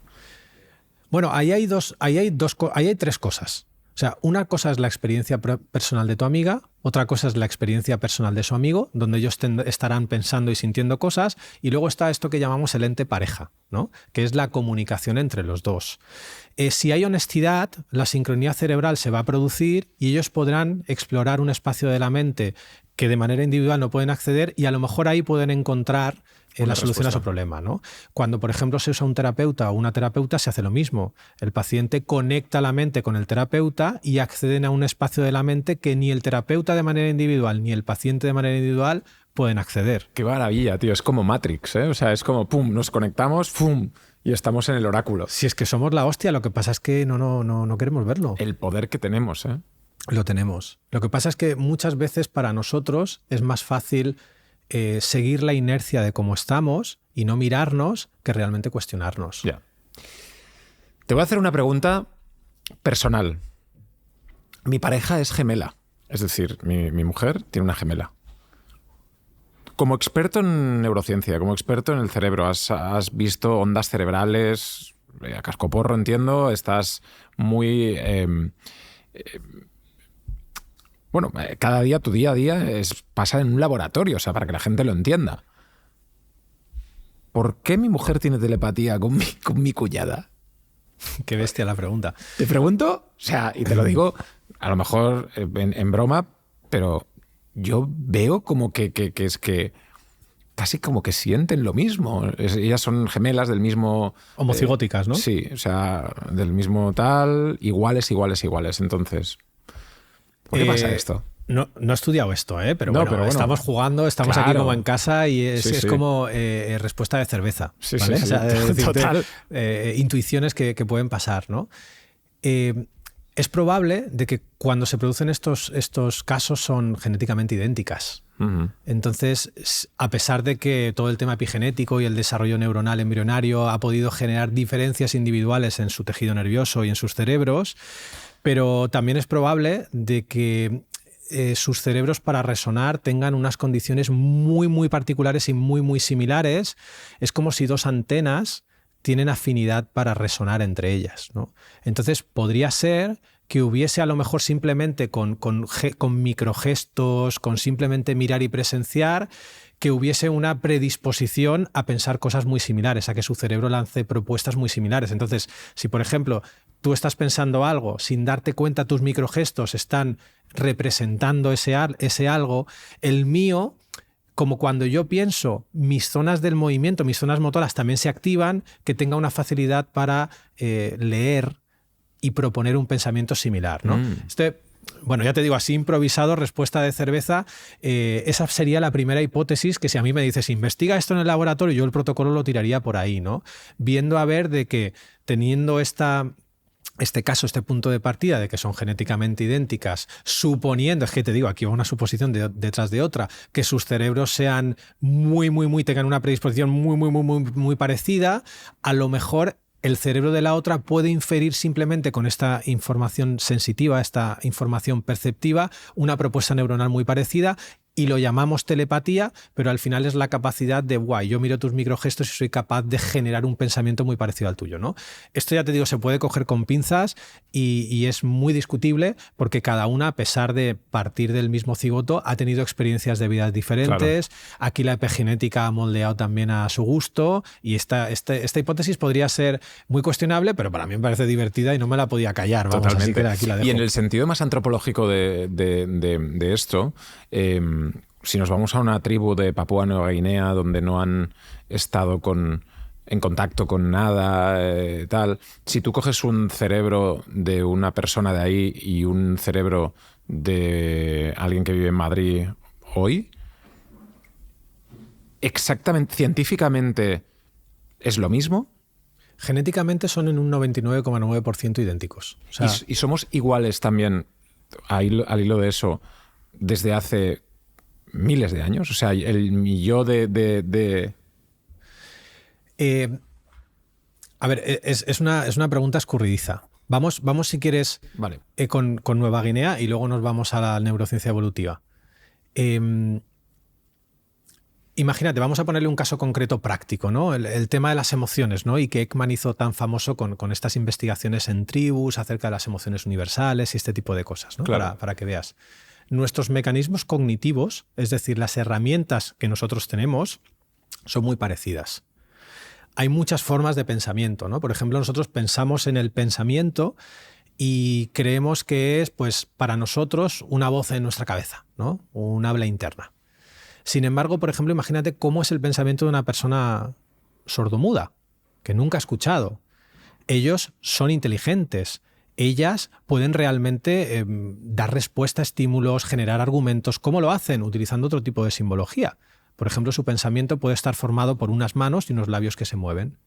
Claro. Entonces, es otra forma de pensamiento, es otra forma de simbología. Sin embargo, aquí fíjate de que la inteligencia, en este caso, el pensamiento, el lenguaje, empiezan a ser cosas que se interrelacionan entre sí, pero que no tienen por qué ser lo mismo. Si llevamos esto al campo de las emociones, vemos y entendemos de que estas personas, por ejemplo, que viven en Nueva Guinea, que nos acabamos de inventar y que no tienen ningún tipo de contacto con ningún tipo de persona occidental, estas personas piensan exactamente con otra simbología y que incluso en el tema emocional, cuando eso se investigó, se dieron cuenta de que ellos eran capaces de reconocer, y hago así comillas, de reconocer las emociones básicas, ¿no? Claro, aquí desde hace unos años nos dimos cuenta de que hubo un pelín de trampa, pero una trampa que no era queriendo, no era a propósito. Okay. Y es que el propio proceso de instrucción lo que les permitía a estos aborígenes era aprender a categorizar las emociones básicas. Porque en cuanto se cambió la forma de preguntarles, la forma de experimentarlas, los resultados cambiaban drásticamente. Te pongo un ejemplo para ilustrar esto. Si yo te pongo un rostro y te doy 6 posibilidades, que son las 6 emociones básicas, asco, ira, felicidad, etc., tú me vas a tener forzosamente que responder a una de ellas. Pero si yo te doy una respuesta libre, es decir, no te pongo 6 opciones, sino que te digo, mira, respóndeme a lo que quieras, lo que nos dimos cuenta es que entonces las emociones dejaban de ser tan universales y empezaban a confundirse. Nos dimos cuenta de que el propio protocolo de investigación instruía a las personas a relacionar un rostro con una emoción, ¿no? Entonces eso abre una posibilidad muy bonita, que son las emociones como concepto emocional. Y eso abre todo un campo de investigación que es el que estamos investigando ahora, donde las emociones es un nuevo modelo, no son innatas, no son universales, sino que se construyen ad hoc y lo linkamos con el inicio de la conversación en base a un contexto externo y un contexto interno. Entonces, existen, por ejemplo, culturas que tienen emociones que nosotros no tenemos. El hygge, por ejemplo, en Dinamarca, esta emoción que sientes cuando entras en casa, en el calorcillo del hogar. Tienes un contexto, la casa, una palabra hygge, una sensación básica, ¡ay, qué calorcito siento! Y yo te digo hige y te puedo transmitir toda una experiencia emocional. Eso es una emoción, eso es un concepto emocional, ¿no? En Asia, por ejemplo, hay un concepto emocional que también se usa para el miedo al jefe, que nosotros no tenemos, o a la jefa.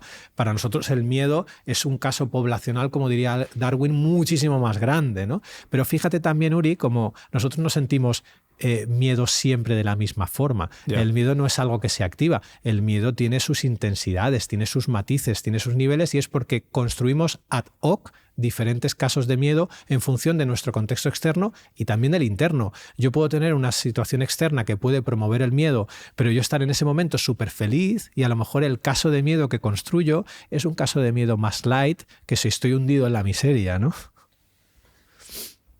Perdón por esta patada a las emociones básicas universales. Es apasionante, es apasionante. Bueno, ¿qué te voy a decir yo? Es increíble y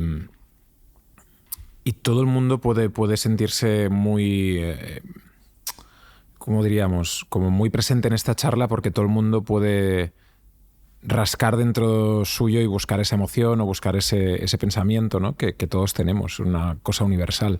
Pero vayamos hacia una cosa también muy universal, que ya dentro del cerebro, yo creo que hay como dos cosas que nosotros a lo mejor podemos pensar, que es la razón, o lo que tú decías de bueno, lo empírico, ¿no? La balanza, ese tipo de pensamiento. Otra cosa que es la ciencia y la física. Y algo que está ahí, que es la espiritualidad, Dios. Sé que es un tema que a lo mejor para alguien científico como tú, evidentemente nadie tiene la respuesta, ¿no? Pero me gustaría saber qué opinas tú y cómo explicamos ese fenómeno también desde un punto de vista científico y de la neurociencia. Por la rama de la ciencia a la que yo me dedico, que aunque empecé con antenas y haciendo investigación en física avanzada, he terminado investigando cerebros y la mente y esta parte entre la cognitiva y la experimental, muchas veces termino en contextos con gente espiritual o con raros y raras de este tipo, ¿no? Y me he dado cuenta... Cosas New Age, sí. ¿no? Y me he dado cuenta de que tampoco hay tanta diferencia, simplemente son modelos diferentes. Modelos que es cierto que a lo mejor usan un lenguaje que yo no entiendo tanto o que no estoy tan familiarizado, porque, por ejemplo, una de las cosas que he detectado es que en la espiritualidad se hace un uso de las palabras frecuencia, de la palabra vibración, que es totalmente diferente al que usamos en física. Entonces ahí veo que, claro, cuando un físico o una física escucha a una persona de la New Age hablando de la vibración del corazón o de la frecuencia de no sé qué, esta persona dice pues que esta persona no está entendiendo realmente lo que es esto en términos físicos, y cuando escuchas detenidamente a la otra persona, que es algo lo que no hacemos, a la persona New Age, por ejemplo, te das cuenta de que es que su definición de frecuencia o de vibración es completamente diferente, que ellos se están refiriendo simplemente a un estado de la materia que por el hecho de existir se mueve, hay movimiento, y que un físico o una física, cuando habla de frecuencia, está viendo cuando una partícula que se mueve tarda en volver a la posición de equilibrio. Entonces, lo primero que veo es que nos escuchamos muy poco y nos criticamos mucho. Y eso no es ni científico ni inteligente. Yeah. Entonces, tenemos que escuchar más. Y yo, estando en este contexto con todos estos raros, he aprendido un montón de cosas. He aprendido un montón de cosas a cuestionarme. Muchos de mis modelos se han visto realmente influenciados y ayudados por este tipo de formas de ver el mundo, porque al final no hay una hipótesis buena o mala. O sea, la que dice si la hipótesis es válida o no es el método científico, ¿no? Y fíjate cómo muchos científicos usamos la ciencia para tener razón sobre otras personas, por ejemplo, que son más espirituales, o lo llamamos esto es pseudociencia, porque fíjate qué tema estudia. Y nosotros tenemos que dar un pasito atrás y reflexionar de que la temática no es lo que hace científico a un experimento, es el método. Entonces yo puedo usar el método científico para estudiar el amorío entre dos hormigas, que si yo las técnicas que uso, los métodos de medición que uso son reproducibles y provienen del método científico, eso es una investigación científica, ¿no? Claro.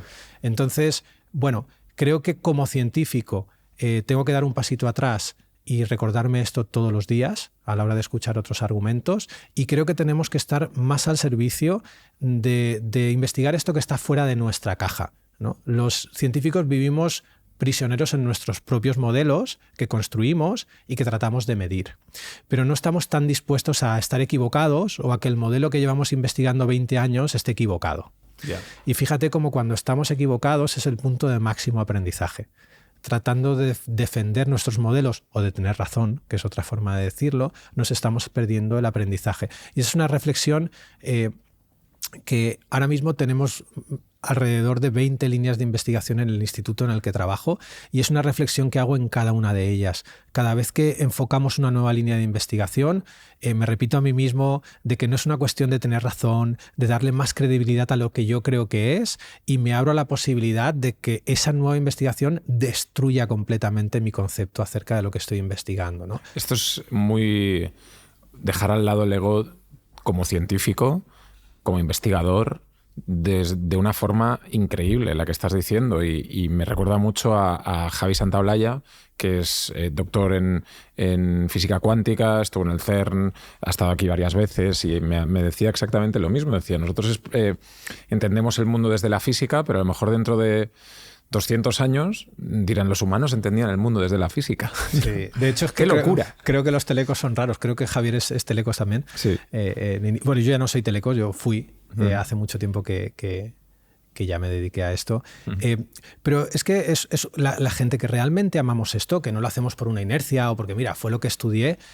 Realmente la ciencia tiene la capacidad de transformar tu visión del mundo. Yeah. Entonces, claro, cuando veo muchas veces, ¿no?, que esta gente que a lo mejor que dices que está más en contexto, que tiene una personalidad más New Age, cuando lo miras de cerca, al final es simplemente que ciertas posibilidades transforman su propio mundo. Y muchas veces yo me pregunto bueno, si la ciencia tiene la capacidad de transformar mi mundo y otra cosa tiene la capacidad de transformar su mundo, ¿qué diferencia realmente hay, ¿no? Porque son cosas que te están transformando. La pregunta es, ¿qué sentido tiene hacer una cosa que no te transforme? Claro. Y vamos a por la transformación, que es un melón que me gustaría hablar contigo para saber tu opinión, y también como técnico y como científico, cómo la utilizas, que es la sensación de que estamos intentando crear una nueva mente tecnológica a través de la inteligencia artificial. Lo que hablan incluso de la inteligencia artificial general, la AGI, un modelo que ya no es solo un modelo de lenguaje, sino que es un modelo que razona, donde puede actuar igual que un cerebro humano. Claro, ChatGPT es fantástico, pero de repente yo siempre digo, la calidad, o sea, hay cosas que pues la empatía, el trabajo en equipo, la emoción, todas estas cosas son imposibles de encontrar aquí. Pero ¿qué pasará cuando aquí sí que las podamos encontrar en un ordenador? Y no solo eso, que incluso podamos poner dentro de nuestra mente o de nuestro cuerpo aparatos tecnológicos para poder estar en contacto, todas esas cosas, ¿no? ¿Cómo lo ves tú como científico? Yo veo que la inteligencia artificial es maravillosa, como muchas cosas en el mundo, ¿no? Un arco en su momento fue maravilloso porque nos permitió cazar. Pero el uso que se le da a esa inteligencia artificial y a ese arco es lo que hay que mirar, y hay que mirar muy de cerca, ¿no? Yo al final entiendo y asumo que si hemos llegado a este punto de razonamiento para poder crear este tipo de tecnologías, es porque también nos podemos plantear este tipo de cuestiones que ahora vamos a mover, ¿no? Y creo que es un acto de confianza por mi parte. Por ejemplo, en mi laboratorio estamos diseñando un mindset digital. ¿Qué es eso? Al final no es más que un modelo que sea capaz de replicar todas estas fases de percepción, pensamiento, sensación y emoción que hemos ido viendo a lo largo de la entrevista. O sea, es decir, ya no es una caja negra como puede ser la inteligencia artificial que yo entreno y que al final ella, en base a toda esa experiencia previa, me va a dar un resultado. Ten en cuenta de que si una mente superviviente, permíteme llamar a mente superviviente a esta mente que no conoce cómo funciona su mente y su organismo y que lo hace lo mejor posible con los conocimientos acerca de sí mismo que tiene. ¿Vale? Entonces, si una mente superviviente entrena a un algoritmo de inteligencia artificial, aquí fíjate cómo la sensación básica no tiene ningún papel, las emociones no tienen ningún papel, y al final será un modelo de lenguaje, un modelo de razonamiento, pero que están basados en la razón y en esta forma superviviente de ver el mundo. Entonces, eso no le hace justicia a la mente humana. Eso solo es un aspecto muy pequeñito de la mente humana. Y de hecho es un aspecto muy conflictivo de la mente humana, porque la mente humana, aparte de percepciones y pensamientos, también ha sido dotada de sensaciones y de emociones. Claro, pero ¿estamos haciendo un reduccionismo de la mente humana a la inteligencia? Bueno, nosotros estamos haciendo en nuestro día a día un reduccionismo de la mente humana al pensamiento. Eso lo hacemos todo el tiempo. Por ende, es normal que cuando creemos una nueva tecnología extrapolemos esa reducción, ¿no? Entonces, esta inteligencia artificial que estamos creando no nos hace justicia porque solo hace justicia a una parte de la cognición humana, que es la parte del pensamiento. Poco a poco, si cuando nosotros vayamos entrando en conexión con estas sensaciones básicas que estemos viendo, que es una forma más primitiva o primigenia de emoción, empezaremos a descubrir que tenemos un mundo de emociones que son conceptos súper ricos, que hoy hemos entrado un poquito así de puntillas, y empezaremos a darnos cuenta de que hay un montón de espacios de la mente y de la cognición humana que no hemos explorado en nuestro día a día. Por lo tanto, esto no se lo podemos transferir a una inteligencia artificial. Esta inteligencia artificial va coja, es sesgada, porque los seres humanos vamos cojos y estamos sesgados, ¿no? Entonces, ya te digo, no es tan impresionante que nosotros usemos tan poquita capacidad de nuestro cerebro, me refiero de que estemos completamente solo obsesionados con el razonamiento y no exploremos las áreas de las sensaciones, de las emociones y de cómo esa exploración cambia nuestra percepción, y extrapolemos solo una parte súper pequeñita de la inteligencia artificial. Yo la verdad es que no estoy muy impresionado de ese gesto, pero tampoco me sorprende porque cuando estamos perdidos en nuestra mente superviviente, lo único que vamos a extrapolar es esa sensación de pérdida a una inteligencia artificial. Y ahora mismo nosotros solo podríamos realmente tomar una decisión correcta acerca de la inteligencia artificial si empezamos a habitar nuestras sensaciones, nuestras emociones y a coger una perspectiva del potencial que nos ofrece nuestra cognición como seres humanos. Uh-huh. En el sentido tecnológico, no solo la inteligencia artificial, los experimentos que se hacen, pues no sé, Neuralink, todo este tipo de digamos, trabajos para hackear nuestra mente o para darnos superpoderes, ¿no? De que algo que pensemos realmente lo tengamos aquí, en nuestro ordenador, ¿no? Y pensar, quiero un billete para irme a Barcelona mañana y directamente que tu móvil lo pueda hacer, ¿no? Sí, lo que me gustaría ver, Uri, es qué hace, por ejemplo, este sistema con el pensamiento que ponías de ejemplo antes acerca de la chica que nos gusta en el gimnasio, o esa imaginación de, bueno, será su novio, esta persona que está al lado. O sea, es decir, pensamos que el poder y la riqueza conlleva conciencia de cómo funcionamos, y no tiene por qué. Yo me relaciono constantemente con inversores, con inversoras, con filántropos por dirigir este instituto de investigación, y me doy cuenta de que hay un anhelo de la gente por buscar ese espacio interno de sí mismo que no conocen, y que se dan cuenta que aunque tengas muchos recursos, si no tienes un mínimo nivel de conciencia, no vas a poder hacer algo realmente transformativo.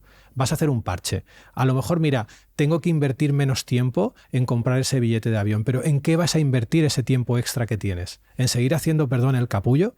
¿O realmente vas a invertir ese tiempo que tienes en conocerte un poquito más? Porque si es la segunda opción, estarías haciendo algo por la humanidad. Si es la primera, no estarías haciendo absolutamente nada más que perpetuar nuestra ignorancia. Totalmente. Totalmente. O sea, es algo que ya trasciende o sea, que habla no solo de algo que es finito como el tiempo, sino que es de las capacidades que tenemos para evolucionar, para hacer el mundo mejor. Sí, fíjate que estamos muchos obsesionados, ¿no? o en algún momento de mi vida yo también lo he estado, ¿no? Creo que es muy humano, con el hecho de que si podemos aportar o cambiar el mundo para mejor, oye, ahí estamos para hacerlo, sí, ¿no? Pero pocas personas se centran en aprender a ser honestos, en aprender a amarlo, en aprender a mirarse, en aprender a asumir la responsabilidad, ¿no? Y si queremos cambiar algo en algún momento de nuestra vida, lo primero que podemos cambiar, por ejemplo, es la relación con el pensamiento. Pero no lo vemos, porque seguimos viviendo desconectados, creyendo que aquello que siento viene generado por los demás, creyendo que aquello que yo estoy sintiendo no está relacionado con lo que yo pienso, sino con lo que tú me has hecho. Entonces hay algo que es urgente, y es conocernos, es dejar de ser auténticos desconocidos para nosotros mismos. Y a mí me apasionó la neurociencia porque, lejos de querer tener razón, nos ayuda a vivir nuestra vida tal cual es desde una perspectiva un poquito diferente. Y creo que eso es lo enriquecedor, ¿no? Uh-huh. ¿Y qué opinas acerca de algo que es, nosotros tenemos pensamientos, conciencia, pero toda esa parte del inconsciente, del subconsciente, eso existe, no existe, eso dónde está, los juegos que la mente nos puede hacer y que, otra vez, muchas explicaciones New Age pues nos hablan de yo qué sé, de sueños premonitorios, ¿no? de cosas que pueden suceder. ¿Cómo pones tú como neurocientífico el inconsciente y el subconsciente? A ver, como neurocientífico no tenemos pruebas experimentales de que el inconsciente o el subconsciente exista. Sí que he visto gestos cuando he hecho revisiones bibliográficas o cuando he leído literatura, incluso en nuestro día a día, de que al final se utiliza como una especie de cajón desastre para realmente no mirarnos y no mirar ahí, en el sitio en el cual algo podemos hacer y algo podemos cambiar, que es en nosotros mismos, ¿no? Si yo, por ejemplo, utilizo el inconsciente para justificar mi acción, sin darme cuenta que dentro de una acción hay un pensamiento, hay una sensación que me impulsa a actuar y hay un resultado que es dependiente de esa acción, yo no podré responsabilizarme de lo que estoy haciendo. Entonces, de nuevo, es el uso que le damos a las cosas. Si nosotros tenemos el modelo del inconsciente y, por ejemplo, lo uso para seguir siendo un canalla o para seguir siendo como soy o para no mirarme... Bueno, pues vale, es un uso del inconsciente completamente ineficiente y ese modelo la verdad es que no tiene ninguna capacidad transformativa ni pedagógica. Entonces no tenemos pruebas científicas de que el inconsciente, algo así como el inconsciente o el subconsciente exista.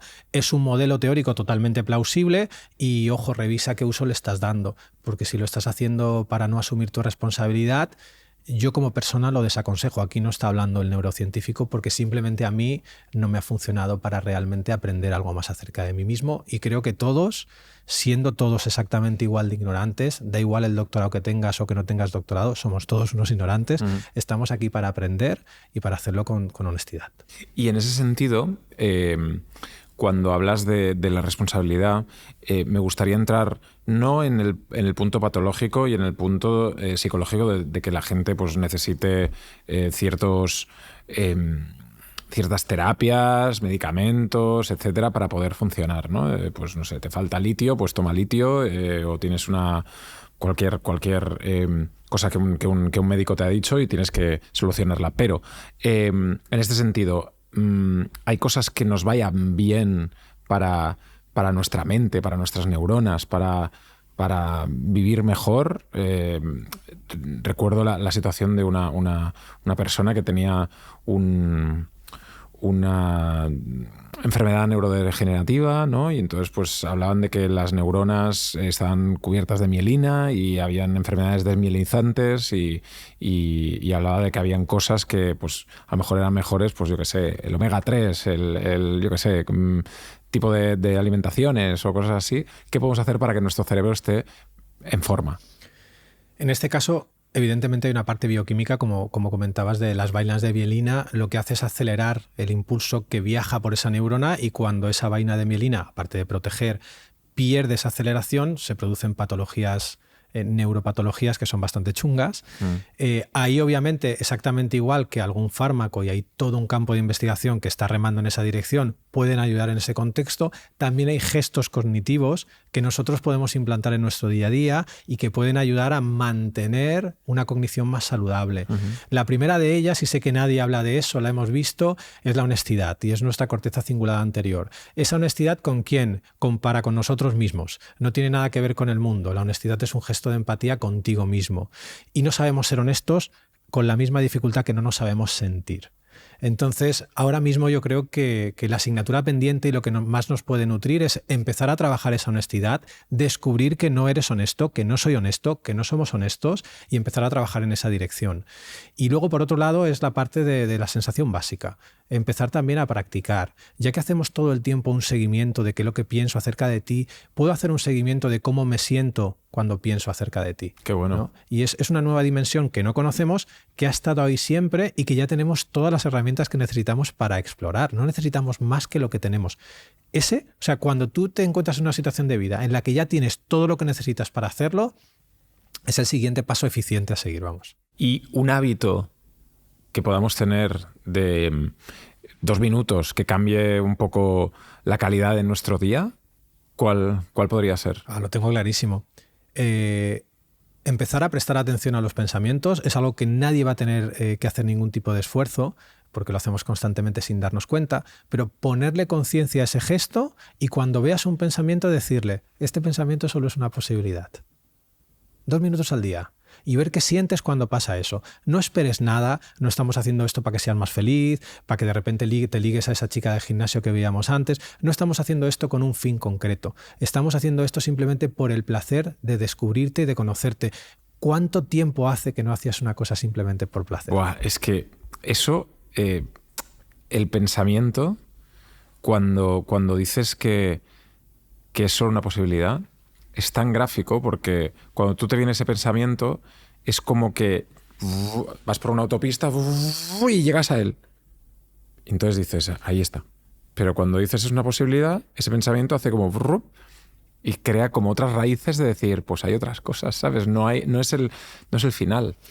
Para nada. O sea, ese pensamiento que has usado compulsivamente, que tiene la calidad de hecho, no es el final. Si tú lo dejas de usar, otro pensamiento va a ser propuesto. Y eso es un acto creativo. Fíjate que... Como es nuestra mente, tío. Es va a coger, este ya no sirve, venga, otro. Otro, pero porque su función es pensar. Es lo mismo que yo que sé, tu corazón, ¿qué va a hacer? Pues bombear sangre. Ya. Porque entre muchas funciones... A ver, el corazón, por ejemplo, también participa en la formación de orina, me refiero, tiene muchas funciones, ¿no? Pero una de ellas es bombear. Entonces, permite que tu cerebro bombee pensamientos con naturalidad. Déjalo que sea como es. Haz las paces con tu cerebro. O sea, haz las paces. Déjalo en paz. Ahora, ¿cómo te relacionas con ese pensamiento? Porque si tú no usas ese pensamiento, él te va a proponer otro. Y a lo mejor ese pensamiento que te propone nuevo, no solo no lo habías pensado, sino que te permite sincronizarte mejor con la persona que tienes delante. O que te permite aprender a amar una situación que no sabías. O que te permite verla desde un punto de vista diferente. Es que los pensamientos que tendremos mañana son súper idénticos a los que tendremos hoy porque nos obsesionamos con darle la calidad de hecho. Si le devuelves la calidad de propuesta, punto 1, no sabes qué va a pasar, pero sí sabes que va a ser sorprendente. Es fantástico hablar contigo y también me ayuda a amar a nuestro cerebro porque evidentemente nuestro cerebro nos puede poner delante cosas malas o que nosotros juzgamos como malas y que son solo una posibilidad. Esto estoy aprendiendo. Pero también hay cosas fantásticas como que te dice, oye, lo que tú decías, mi riñón funciona porque mi cerebro se lo dice sin yo tener que pensarlo. O sea, me perpetúa y me hace... O sea, mi cerebro me permite vivir. No me da una mala vida, me está dando una buena vida, ¿no? A que todo funcione. Y además es una gran noticia que esto se haga de manera autónoma y se haga de manera automática. Que tengas que recordarle a tu cerebro para que te... Bueno, entra la chica esta que te parece despampanante del gimnasio, se te olvida latir y te caes redondo, ¿no? Me refiero... Es una buena noticia. Claro. Pues exactamente igual que confías en tu corazón, confía en tu pensamiento. Te está mostrando cosas de tu pasado. Confía. Ya está. Eso te está mostrando todo lo que has usado. Él simplemente te está proponiendo lo más eficiente, lo más plausible, lo que tiene más probabilidad de ser útil. Lo que pasa es que tampoco tiene la culpa de que nosotros hagamos ese uso descontrolado de nuestro cerebro, ¿no? De que nosotros, tratando de luchar o huir de aquello que pensamos, estemos replicándolo en el tiempo, ¿no? Uh-huh. Pero bueno, ya te digo que a mí lo que me gusta siempre recordar es que, por ejemplo, con lo que hemos conversado ahora, se abre un campo de experimentación para el espectador brutal. Wow. O sea, no necesita comprarse un libro, no necesita ver un vídeo más, ya está. O sea, prueba cosas. O sea, toma las riendas de tu vida, conviértelo en un laboratorio, ponte la bata invisible, empieza a investigar, ¿sabes? Porque caemos en el error de decir, hostia, cómo me gusta, cómo resueno con lo que hablo, ahora me voy a comprar el libro de David. No lo hagas. O sea, no pierdas tu tiempo, no te entretengas con más información. Si ya has resonado con esto, coño, pruébalo. O sea, ya está, déjate de tonterías. Si nosotros no conseguimos que la gente viva un poco con esta entrevista, ¿qué estamos haciendo? Que continúen pensando, pero si ya lo hacen de puta madre, si son expertos pensadores, ¿y para qué queremos perpetuar eso? Una idea nueva, sí, que te siga esclavizando, ¿para qué? Tú necesitas una experiencia nueva para poder sentir qué es esto de la sensación básica, para poder sentir qué pasa en tu vida si este pensamiento deja de ser un hecho. Eso es lo que necesitas vivir, necesitas sentir. Entonces es mucho más fácil y mucho más económico. No te tienes que gastar la pasta en ese libro, no tienes que gastar nada. Creo que es muy gráfico lo que dices y me ha servido mucho, gracias, por el pensasentir, ¿no? Lo que decías de claro, que ese pensamiento va con una emoción y muchas veces el pensamiento es tan fuerte, es tan grande, es tan apabullante que la emoción queda por ahí, ¿sabes? Y no te paras a pensar en la emoción, sino que estás como solo aquí. Y también volviendo al tema de los actores, ¿no? y al arte dramático, hay una imagen, ¿no? que es no estar tanto aquí, sino estar más aquí, ¿no? en dejar. Y entonces una de las imágenes, que volviendo a Andrés también, Andrés Iniesta, es lo que pasa es que no pienses las cosas, no pienses en cómo hacerlo, confía en tu cuerpo porque él lo va a hacer. Él va...